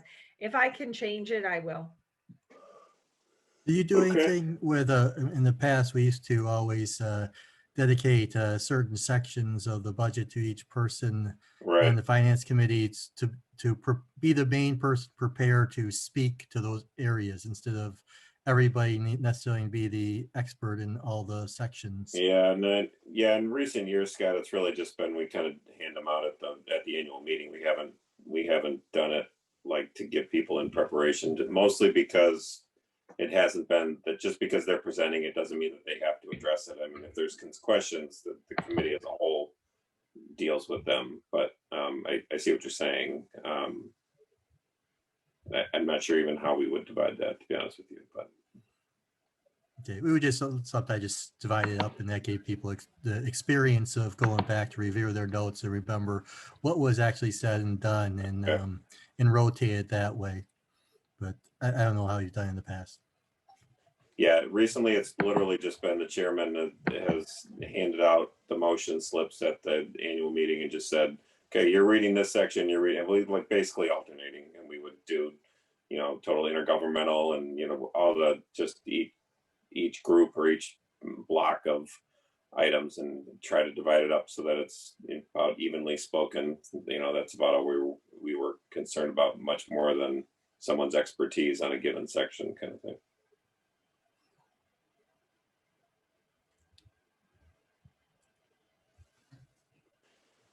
So next Alrighty, meeting, so- I'll post Feel your meeting on free, Zoom. Scott, if you have an expertise to chime in, because I hate speaking in. I always just thought it best that depending on certain things come up that people are, you kind of know your own subcategory that you can quickly speak to it. Well, I mean, when anybody mentions River Bridge, I'm turning to Mary, so just for the record.